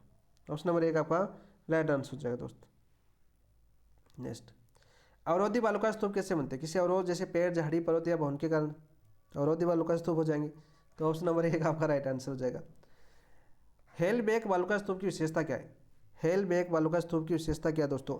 दोस्तों ये आपके मोटी रेत के जमाव से अत्यधिक विशाल और हेल पृष्ठ जैसा दिखाई देता है। तो ऑप्शन नंबर एक आपका राइट आंसर हो जाएगा। नेक्स्ट क्वेश्चन की बात करते हैं दोस्तों, दरियन किसे कहा जाता है? दरियन यानी स्थानांतरित बालू का स्तूप। पश्चिमी मरुस्थल में हवा के साथ आगे की ओर स्थानांतरित होने वाला बालू का स्तूप क्या कहलाता है? आपका दरियन बालू का स्तूप कहलाता है। बिल्कुल सही है आपका। झाड़ियों के किनारे निर्मित नवचंद्राकार बालू का स्तूप लूनेट कहलाता है दोस्तों आपका। देखो हैन ये आपका हेमलोप बालू का स्तूप हो गया। अवरोध के कारण निर्मित जमा बिंदु बालू का स्तूप होता है। बिल्कुल ऑप्शन नंबर एक आपका राइट आंसर हो जाएगा दरियन का। स्थानांतरित बालू का स्तूप कहलाता है दोस्त। मरुस्थलीय क्षेत्र में बालसन के मध्य स्थित समतल लवणीय भाग को क्या कहा जाता है? मरुस्थलीय क्षेत्र में बालसन के मध्य स्थित समतल लवणीय भाग को क्या कहा जाता है? प्लाया, बजाडा, पेंडिमेंट या द्रोणी। तो राइट आंसर क्या हो जाएगा दोस्तों आपका? बताओ भाई। तो राइट आंसर हो जाएगा प्लाया। ऑप्शन नंबर एक आपका राइट आंसर हो जाएगा। नेक्स्ट क्वेश्चन की बात करते हैं दोस्तों। नेक्स्ट क्वेश्चन क्या आपका? प्लाया में वर्षा जल के एकत्र होने से बनने वाली झीलों को क्या कहा जाता है? प्लाया में वर्षा जल के एकत्र होने से बनने वाली झीलों को क्या कहा जाता है? लुनेट झील, प्लाया झील, टेक्टोनिक झील, कृत्रिम झील। तो राइट आंसर क्या हो जाएगा दोस्तों? प्लाया झील ही कहलाती है। ठीक है, सीधा सीधा क्वेश्चन है। ऑप्शन नंबर एक आपका राइट आंसर। मरुस्थलीय क्षेत्र में पहाड़ियों के से घिरे बेसिन या द्रोणी को किस नाम से जाना जाता है? मरुस्थलीय क्षेत्र में पहाड़ियों से घिरे बेसिन या द्रोणी को किस नाम से जाना जाता है? बालसन, पेंडिमेंट, बजाटा या प्लाया। तो राइट आंसर क्या हो जाएगा दोस्तों आपका? बालसन कहलाता है। ऑप्शन नंबर एक आपका राइट आंसर हो जाएगा। सीधे सीधे क्वेश्चन आपके पूछे गए हैं। नेक्स्ट क्वेश्चन की बात करते हैं। पेंडिमेंट और प्लाया के बीच मोटे कंकड़ पत्थरों के जमाव से निर्मित जलोढ़ पंखनुमा क्षेत्र क्या कहलाता है? बजाटा, बालसन, प्लाया, पेंडिमेंट। तो पंखनुमा जो आपके क्षेत्र है वो क्या कहलाता है दोस्तों? आपके बजाटा कहलाता है। ऑप्शन नंबर एक आपका राइट आंसर हो जाएगा। क्या कहलाता है दोस्तों? आपका बजाटा कहलाता है। या आपका बजादा भी आ सकता है। पंखनुमा क्षेत्र को क्या कहा जाता है? आपका बजाटा कहलाता है, जो पेंडिमेंट और प्लाया के बीच बनता है दोस्तों। कंकड़ पत्थरों से के जमाव से निर्मित जलोढ़ पंखनुमा क्षेत्र। नेक्स्ट क्वेश्चन की बात करते हैं दोस्तों। पश्चिमी मरुस्थलीय क्षेत्र में अरावली के पर्वतपदीय भागों में वर्षा जल द्वारा जलोढ़ मिट्टी के जमाव से निर्मित उपजाऊ मैदान क्षेत्र क्या कहलाता है? रोही, तली, टाट या बजाटा। तो क्या कहलाता है दोस्तों? आपके रोही कहलाता है। क्या कहलाता है? रोही। तली को सर भी बोलते हैं दोस्तों, या आपका मरहो भी बोलते हैं। सर या मरहो भी बोलते हैं। मरुस्थलीय क्षेत्र में दोस्तों गर्तनुमा भाग होते हैं ना आपके बालू का स्तूपों के बीच गर्तनुमा भाग। सीधा क्वेश्चन आपका पूछ लिया जाता है। क्या कहलाता है दोस्तों? तली या सर या सरोवर कहलाता है। टाट की बात करें, टाट या रन। टाट या रन। तली में वर्षा का जल एकत्रित होने से बनी अस्थायी झील। तली में वर्षा का जल एकत्रित होने से बनी अस्थायी झील क्या कहलाती है दोस्तों? टाट कहलाती है। बजाटा हम देख चुके हैं। ऑप्शन नंबर एक आपका राइट आंसर। ये आपका अंतिम क्वेश्चन है आज का। निम्नलिखित में से कौन सा युग्म सही सम्मिलित है? निम्नलिखित में से कौन सा युग्म सही सम्मिलित है? हम मादा आपका कठोर चट्टानी मरुस्थल क्षेत्र, बिल्कुल राइट। इसेलबर्ग रेतीला मरुस्थल कहलाता है दोस्तों। इसेलबर्ग आपका अवशिष्ट पहाड़ी है। ठीक है, अवशिष्ट पहाड़ी कहलाती है, रेतीला मरुस्थल नहीं कहलाता। ये गलत हो जाएगा आपका। इर्ग मिश्रित मरुस्थल। इर्ग दोस्तों आपका मिश्रित मरुस्थल नहीं होता, आपका रेग होता है, उल्टा दे रखा है। इर्ग क्या होता है आपका दोस्तों? रेतीला मरुस्थल होता है आपका। पीछे फट चुके सारा रेतीला मरुस्थल। पश्चिमी रेतीला प्रदेश आज पूरा कंप्लीट हो चुका है दोस्तों। तो हमें क्या बचा? सही है, तो ऑप्शन नंबर एक आपका राइट आंसर। तो ये थे दोस्तों अपने पश्चिमी रेतीले पश्चिमी रेतीले मरुस्थल के महत्वपूर्ण क्वेश्चन और बहुत ही शानदार तरीके से हमने इस कंटेंट को तैयार किया है। और यहाँ से बाहर जाने की संभावना तो न के बराबर है। और फिर भी हम अभी 2 से 3 बार रिवीजन और करने वाले हैं। अभी ऐसा नहीं है, जैसे और करेंगे। जो शेष रह गए कुछ क्वेश्चन जो हमने थ्योरी के माध्यम से कर लिए, वैसे लगभग कर चुके हैं। और हो सकता है कोई नया हो, मैंने कहा या नया क्वेश्चन आएगा तो वो अपने रिवीजन टेस्ट के माध्यम से करेंगे। और कलाम के टेस्ट करेंगे। जो आपका शेष बचेगा उनको कलाम के टेस्ट की ऑप्शनों की व्याख्या के साथ और भी शानदार करने वाले हैं। वैसे बच्चा नहीं है कुछ भी। कल हम दोस्तों अरावली और आपके पूर्वी मैदानी प्रदेश या अरुणाचल प्रदेश, छोटे छोटे हैं तीनों। सबसे बड़ा आपका पश्चिमी रतलाम प्रदूषण का नाम आ रहा है बार बार, पश्चिमी रतलाम मरुस्थलीय है आपका। तो सबसे बड़ा यही था आपका, तो ये आपका कंप्लीट हो चुका है। कल हम आगे के तीनों पार्ट आपके कर देंगे, जो आपकी भौतिक प्रदेश है। 4 भागों में आपके राजस्थान के भौतिक प्रदेश को बांटा गया बहुत ही शानदार तरीके से। अब दोस्तों सबसे पहले आपको बात करते हैं सबसे पहले टेस्ट की। दोस्तों ये टेस्ट होता है अपनी ऐप के ऊपर। क्या होता है, अपना ऐप है, ऐप का लिंक आपको डिस्क्रिप्शन में दिया हुआ है। ऐप पर जाइए, टेस्ट दीजिए। सबसे पहला काम होता है टेस्ट। फिर दोस्तों इस टेस्ट का हम एनालिसिस करते हैं, और दोस्तों जो एनालिसिस करते हैं ये PDF है। PDF भी कहाँ पर मिलती है दोस्तों, इस ऐप के ऊपर मिलती है।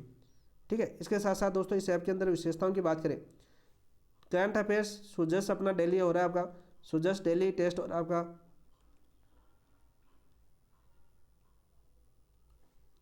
लिख देता हूँ मैं साफ साफ।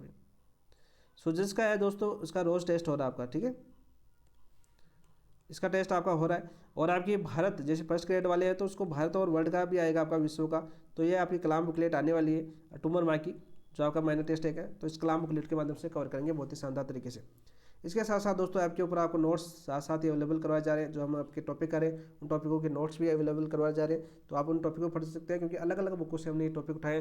तो यानी आपकी ऑथेंटिक बुक को भी साथ लिया, कलाम बुकलेट को भी, NCERT को भी, हिंदी गणित अकादमी को भी, तो सारी बुकों को मिलाकर आपको क्वेश्चन कवर करवाया जा रहा है। एक भी लाइन ऐसी नहीं छोड़ी जा रही है जहाँ पर आपको क्वेश्चन आने की संभावना हो और वहाँ पर आपको बीच में रह जाए। तो क्लास कैसी लगी वो कमेंट के अंदर बताना। और जो दोस्त अभी तक ऐप पर जाके विजिट नहीं किया है, ऐप पर जाना, टेस्ट देना, और टेस्ट देने के बाद बताना और क्वेश्चनों का स्तर देखिए आप, क्वेश्चन किस प्रकार से कवर हो रहे हैं, आपके पाठ्यक्रम को किस प्रकार से कवर करें।